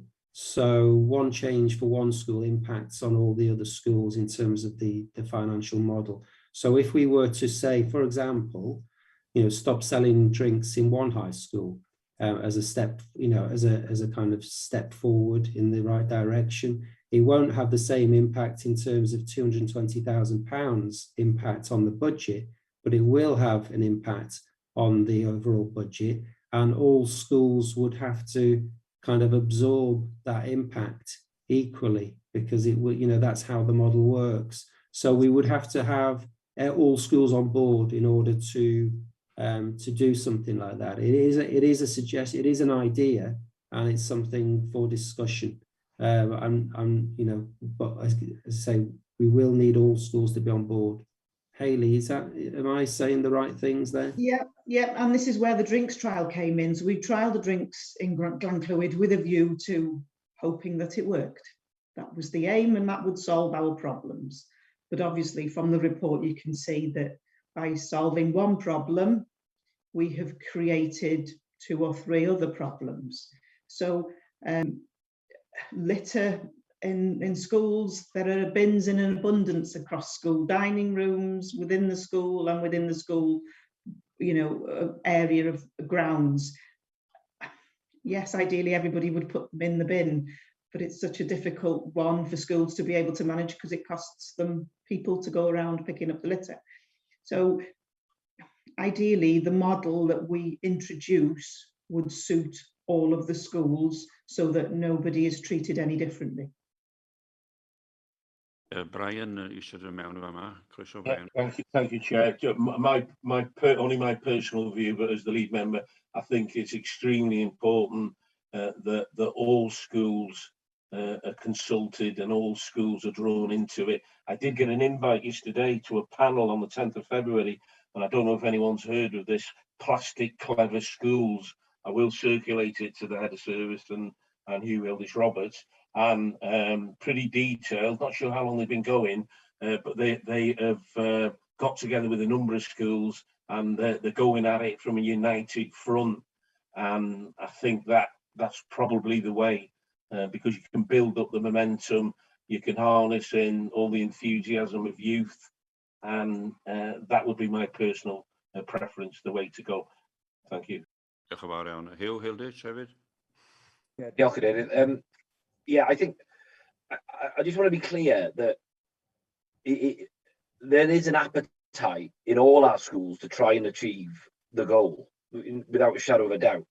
And I'm going to give you an example of where one headmaster wanted to be completely plastic free, which was, absolutely the right intention. When that was then priced up, it financially wasn't viable in any shape or form, because you're changing a whole system. So I think, you've also got to be mindful that you're delivering a service within a very small window, and trying to, get everybody to conform and buy in at the same time. So the challenges are massive. And I think it's something to listen from the outside. I think the work that has been done already over the period, I think is actually significant from where we were previously. And we will continue to work in that vein, but at a time when budgets have been slashed left, right, and centre, it is really, really difficult for Denbighshire as a county to finance it on its own. It needs to be a national, global initiative that actually has the impact that could make a difference to everyone, and I think that's really important. Whilst we've still got packaging in the major supermarkets and other things, there are major challenges in what we have. We are doing what we can within the boundaries here as we stand. But if we want to make a step change, as I said in the report, we have to politically make the decision to find the budget of the 220,000 or the 197,000 to plug that gap if we're serious about it. And I think as Scrutiny, that's what I'm asking you, is are you serious, and will your recommendations put that before the council to actually take that step change? But it is, if we are serious, it's a big step, is what I'm saying. Saying to us there, Hugh, is that we should ask the Cabinet to pass a motion that throughout Wales, the money is provided to every school to improve the facilities for single-use of plastics within school meal services. As you just said, that Denbighshire on its own cannot do it. So is that your proposed? Well, as you're the chair, that was just my humble opinion. So if you as chair was to want to take that forward, obviously that I wouldn't be objecting. Okay, thank you. So I have proposed that the Cabinet implore the Cabinet within Denbighshire implore Welsh Government to give us money to deal with reduction of single-use plastics and carbon reduction in school meal services. Can someone second? I'll second that, Chair. Thank you very much. So we have a movement there. I'm sorry, Matthew and Harvey, that Denbighshire itself cannot do. You have understand the reasons, but I have other questions coming up now. You can still listen. Councillor Bob Murray. Yes, Chair. I was listening to our officers and talking about cans on playing fields. Do they know how many pupils have actually been put in the accident book for having been cut by a can? Because I find this is quite easy, really. If you put a sign up, and I know it doesn't always come, a sign up saying no cans on playing fields, this would eradicate the problem. Is this the only problem that they don't want to have cans sold in schools? And thank you to the two young men. Have you ever thought about becoming councillors? Because I think you put the fear of God up our officers. Thank you very much, lads. Thank you, Chair. Thank you. Councillor Andrew Thomas from St Asaph. The previous one was from Prestatyn boys, or young men, sorry. Hello. I'm like an outsider looking in, because it's been a long time since I'm involved with schools, but two things come to mind when seeing the problem. Is it possible to stagger the dining times? And secondly, why can't they pay for the cutlery and get a refund when they bring the cutlery back?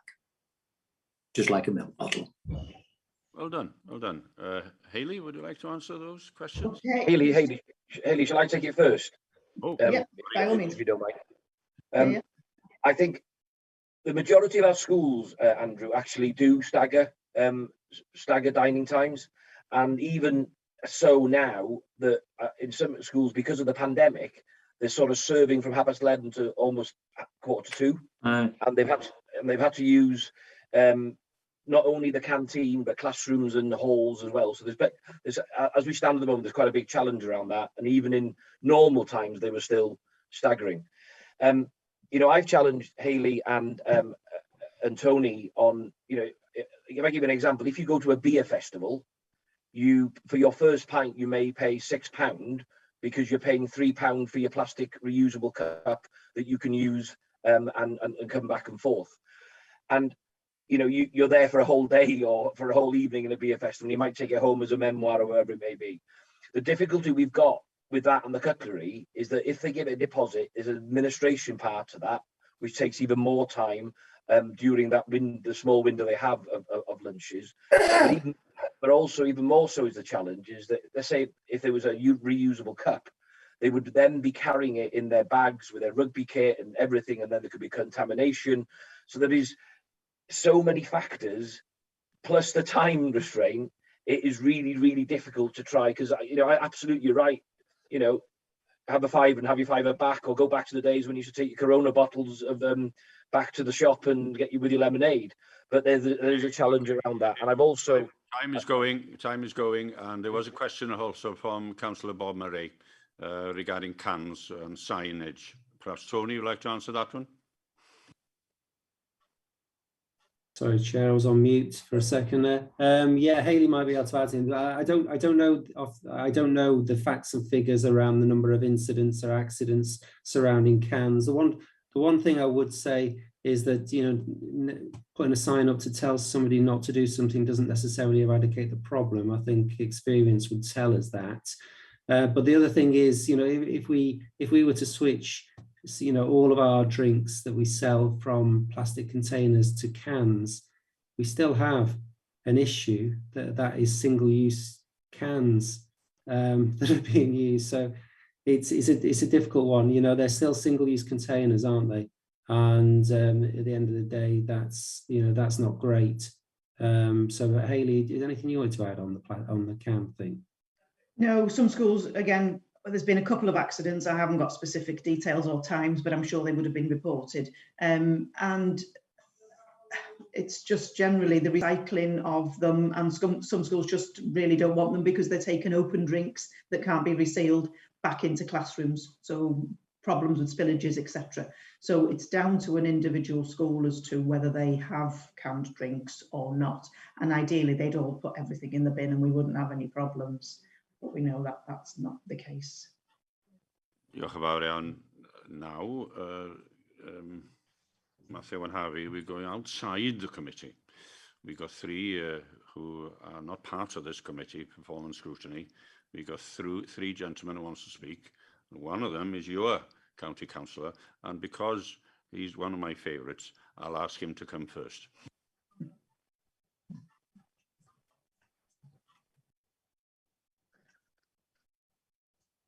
On mute.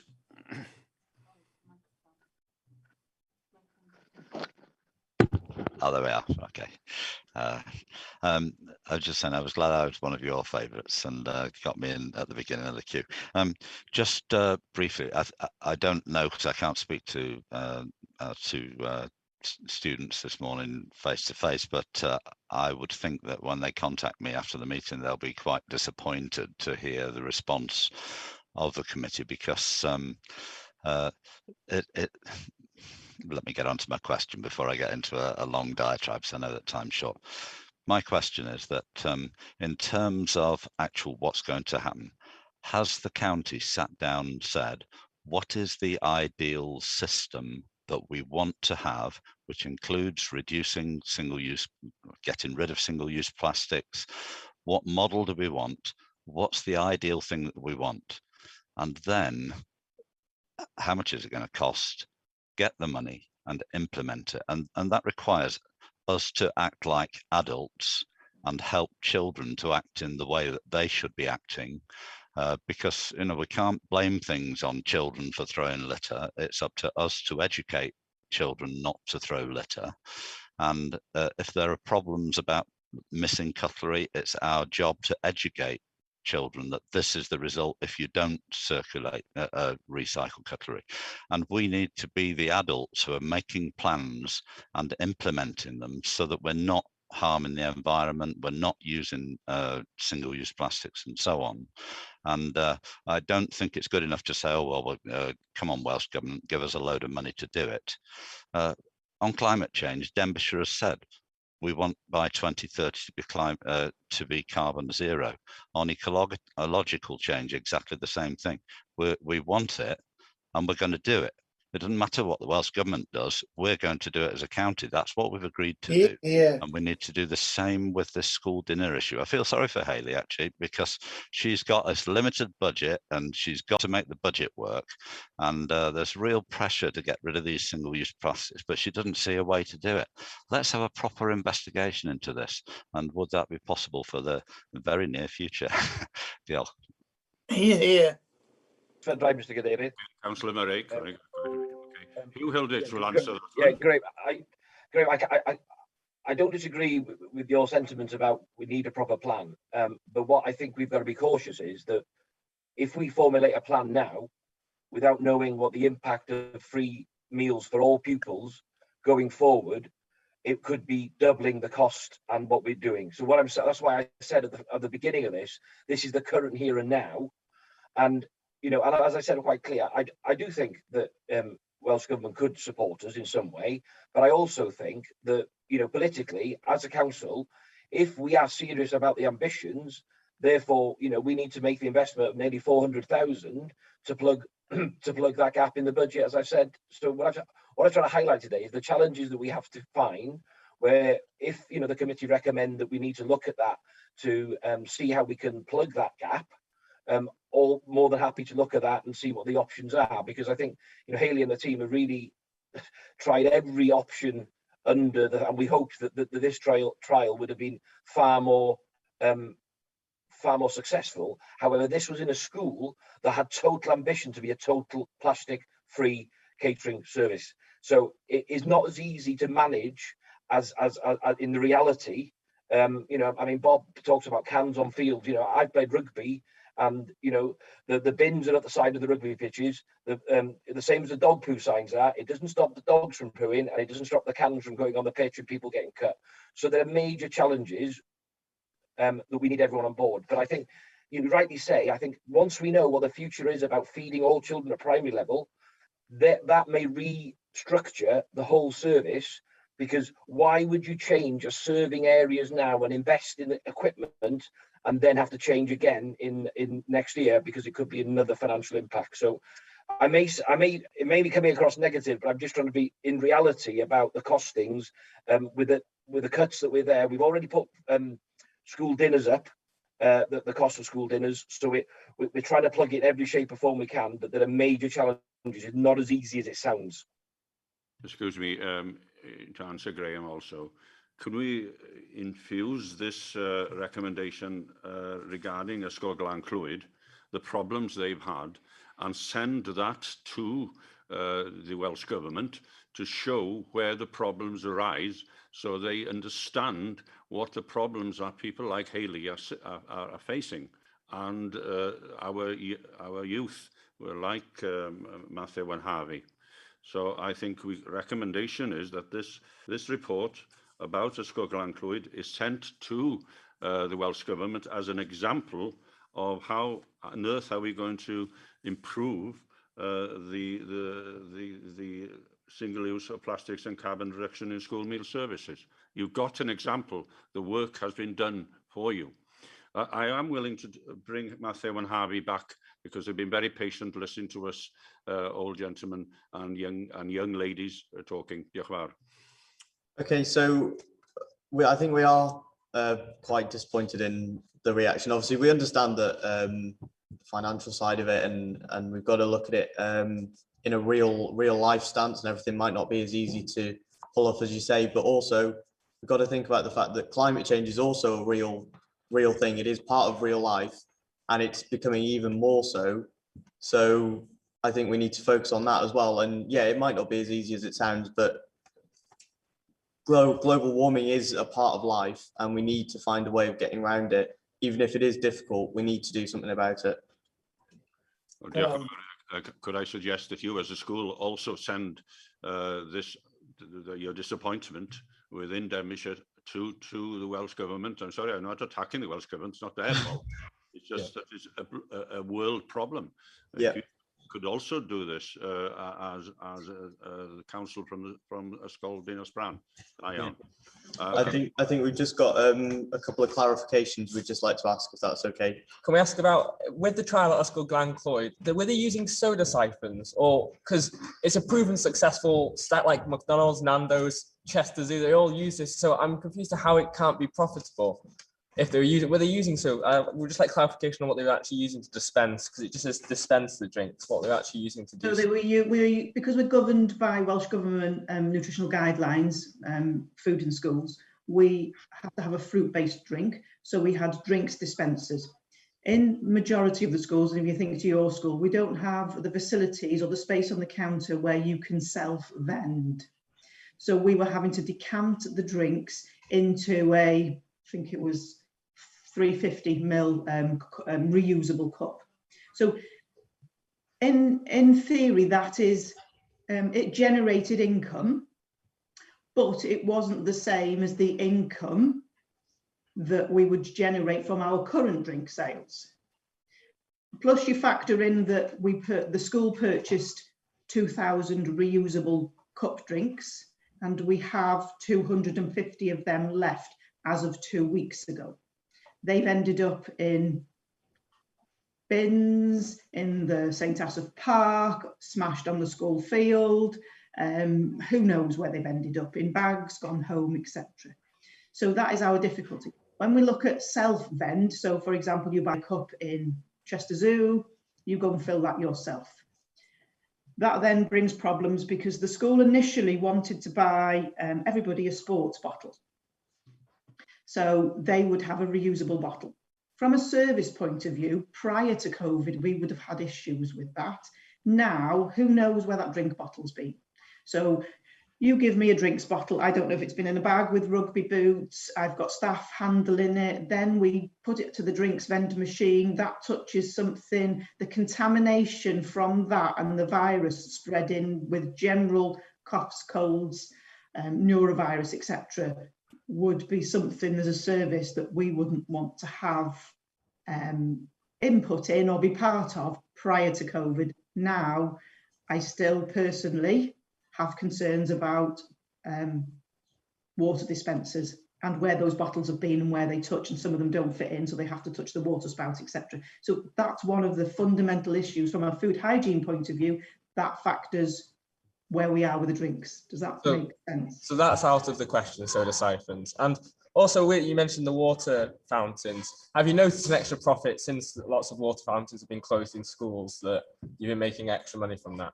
No, that hasn't made any difference at all.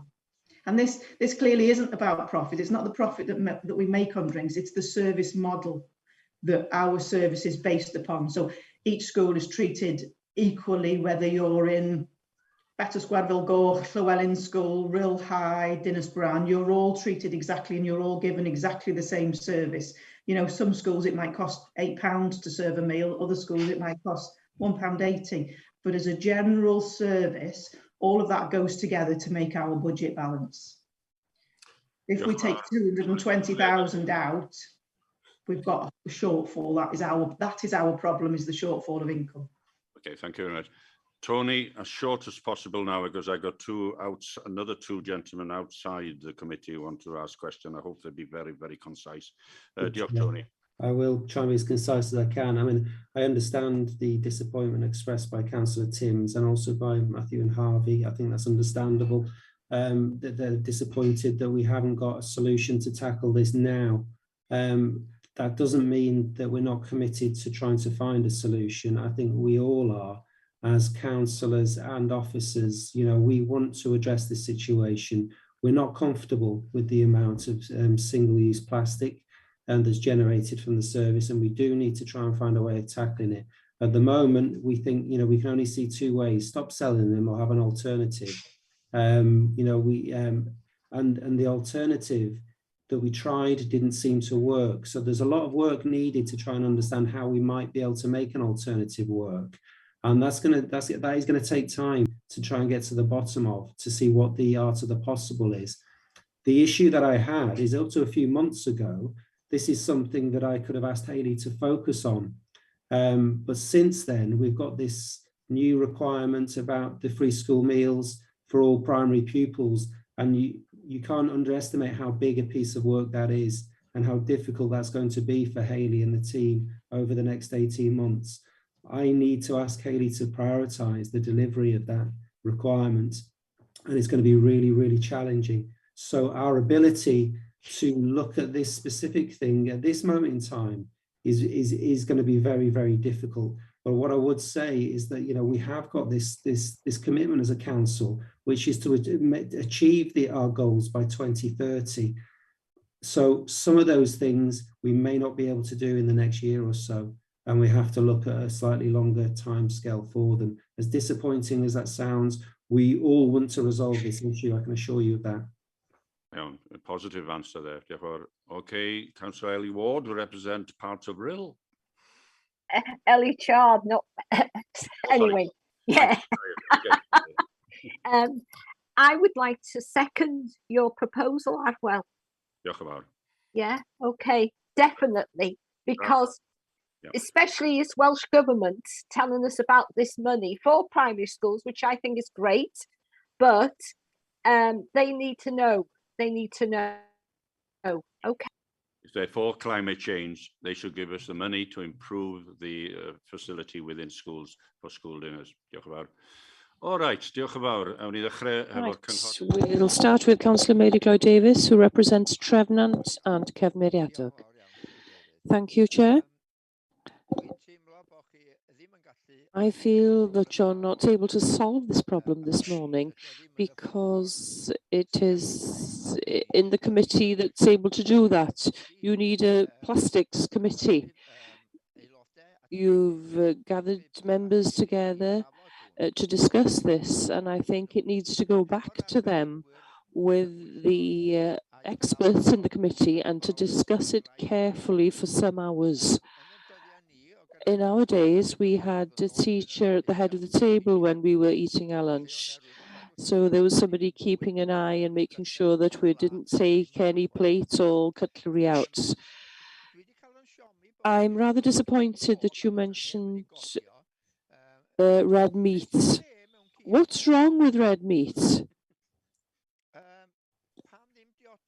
Why not drinks in glass bottles? We used to have pop in glass bottles years ago, and we must also remember that it's not from taxes that all money comes to local governments.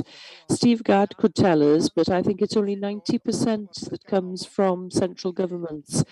So don't put too much emphasis on the individual taxes. Thank you, Chair. Thank you. Very good response there. Could I come to you now, Councillor Emrys Wyn, who represents Ruthin, and also an ex-teacher at Ysgol Dinas Bran.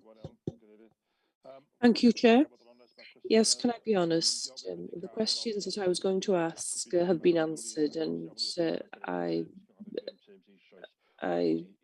agree with what Graham Timms has already asked. Could I very briefly refer to what the boys said? I'm not sure which one of the two, but that there's great focus on the 200,000 cost all the time.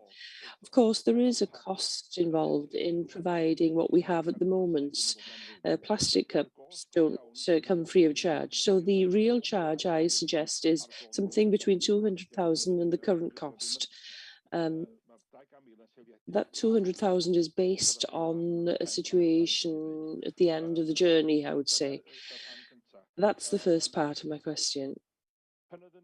When I was with the plastics group, when I was on that group, it was very easy to deal with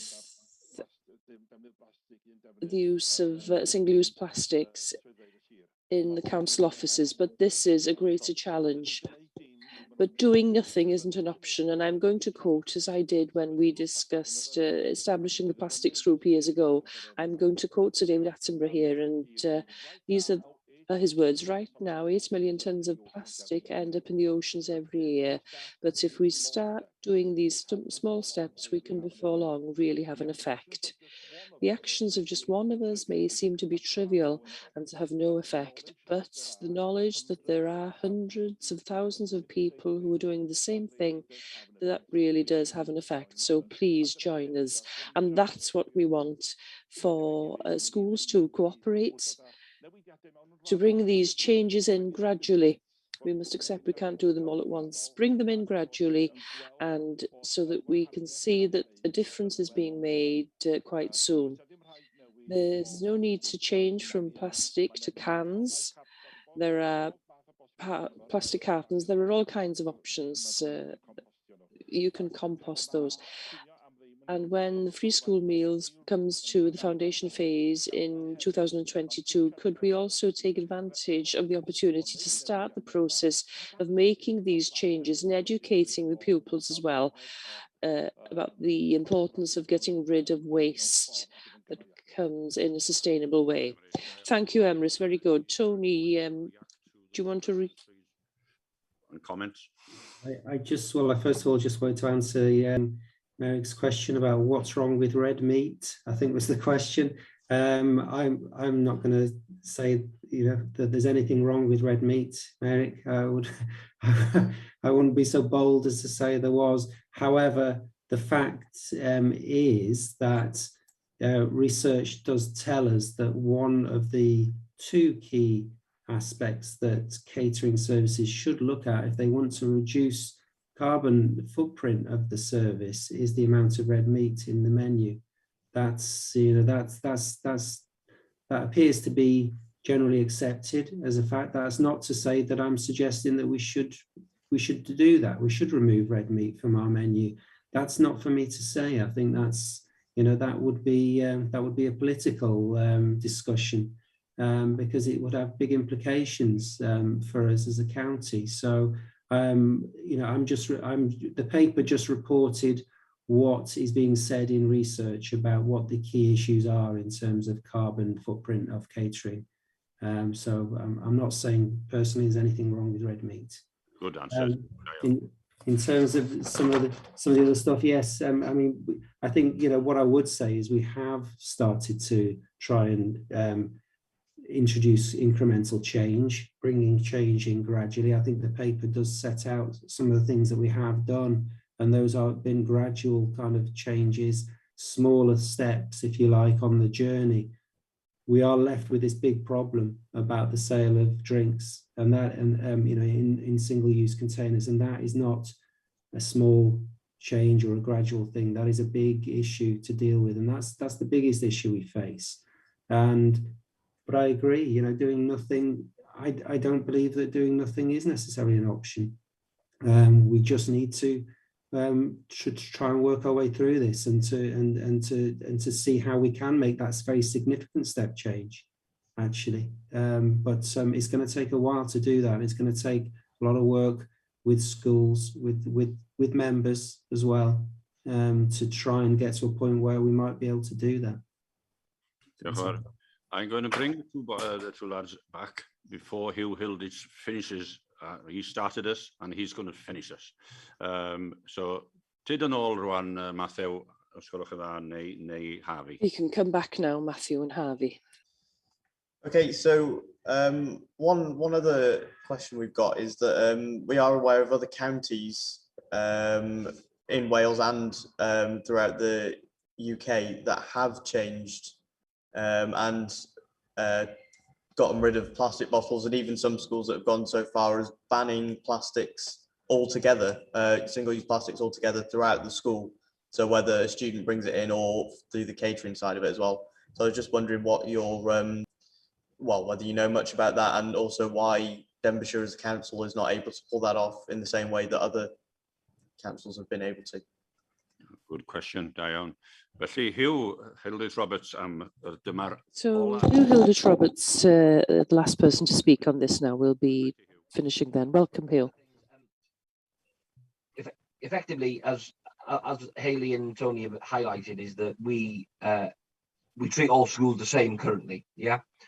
So if each individual school, let's say Ysgol Dinas Bran, wanted to take a different step on this and wanted to address it, like the head teacher I spoke about earlier, but once they understood the cost of it, we're not able to do it. So the school has a right, the governing body can drive that agenda, and they set the budget, so therefore they're totally entitled to do so. So that's not off the table. What we're currently, the situation is that we are bound by Welsh Government rules for catering, what we're doing, and also we're delivering it on a whole school basis across Denbighshire. And you know, absolutely, I gave the example to Hayley and Tony that there's a dairy between Denbigh and Ruthin now who sell milkshakes, and you take your own glass bottles, and I think they've got them up on the coast in Mostyn as well. That is not viable in a school because you're not allowed glass. So there are many things, and you know, like you, I gave the analogy of Five Guys, where you go and you put your drink under the button and you dispense it and it's done. But again, that isn't possible to do. And this is why I do feel, I'm not being defensive, but I do feel the small steps that we have been able to achieve over the last 12 months is actually quite big in comparison to what we have done in the past. And we will continue to strive to do so. But we are restricted in that. So you can't have glass in, you know, the same as you can in certain nightclubs and stuff. The red meat situation, I didn't want to answer that question because don't get me started on that debate. So there are so many different restrictions that the team are working to. But you know, if you as a school and your school council have that ambition and want to drive it through your board of governors, please do. And if Denbighshire can support you, we absolutely will. But there is a cost, and you know, Emrys mentioned the cost. Well, actually, just on this paper alone, it's 400,000 we'd have to find. And if, you know, as a council, we want to plug that gap and find that money from somewhere else and take it from somewhere else, well, that's absolutely right to do so, but we'll have to find where it comes from. It doesn't come from thin air. That's the challenge. I'm not trying to be obstructive. I'm not against it. I'm embracing it, but it's such a challenge. You know, we're looking at budgets. We're trying to protect school budgets, trying to protect the education budget. There is so much we're trying to do at the moment. It's a massive, massive challenge. But thank you for your time, guys. Really appreciate it, because it's nice to see you are our customers, effectively, because you are our pupils, and it's great to see you taking such an interest, and you were able to articulate your questions so well, and it's probably one of the best scrutinies I've been to because you were present. Thank you very much. Cheers. Thank you. Thanks a lot. How are the schools managed? Diolch yn fawr, Hugh. Thank you, and thanks again to Matthew and Harvey. and I am going to recommend these matters to the Cabinet, and on then to that the restriction of finance is stopping the single use of plastic and carbon reduction in school meal service, and that they look at the report from Ysgol Glan Clwyd and the worries that have come from 2 pupils from Ysgol Dinas Bran, that they are concerned with climate change and they should really find money for us to help our young generation. As Councillor Emily Swyn just said, small steps will improve, and more money should be given to us from central government, whoever they may be. That's my recommendation. Can someone, I think Councillor Ellie Childs has already seconded. Can we all vote on that, please? Diolch yn fawr iawn. And once again, diolch yn fawr I chi, Matthew and Harvey. Thank you once again, Matthew and Harvey, for your excellent work, and carry on. Don't dishearten. Keep going, and the work will get you in the future.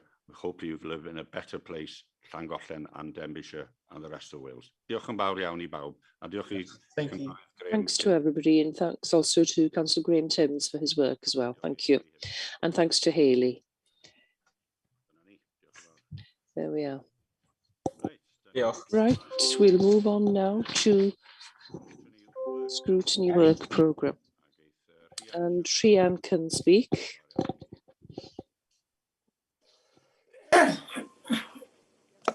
Thank you.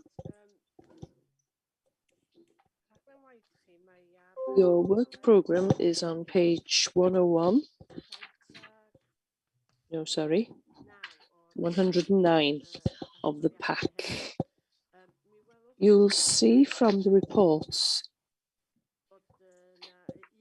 that there's one item that's been sent to you from the chairs group recently, and that's the item on the staff absences and turnover in Denbighshire during the past 2 years and its impact on customer services. Now, the chairs and vice chairs group have asked you to look at that before the end of this council's term, so it's on your work programme for your next meeting on the 17th of March. The 17th of March happens to be the day before the pre-election period begins. So the chairs and vice chairs group took the decision in their meeting last week that no items that aren't urgent that should be removed from the scrutiny work programmes until the new council comes into force. There were 2 other items on your work programme for the next meeting, those being the additional learning needs transformation and also the curriculum for Wales, 2 education items. And the feeling was amongst the chairs and vice chairs that those would be 2 items for the new committee to deal with when they came in May. So I've taken, so that's going to go on the July agenda. It'll be with teaching the new members about what is learning in the education field at the moment and the changes that they need to concentrate on during their term in office. So in a way, your next meeting, and that will be your final meeting on the 17th of March, there'll only be 1 item, and it is quite a substantial item, so it'll give you time to give the work plenty of justice. In Appendix 2, you'll see the proposal form for scrutiny. If you think there's anything that the new council should tackle, fill that in and submit it to me, please. And then in Appendix 3, you'll see the Cabinet's forward work programme, and Appendix 4 is the progress with committee resolutions.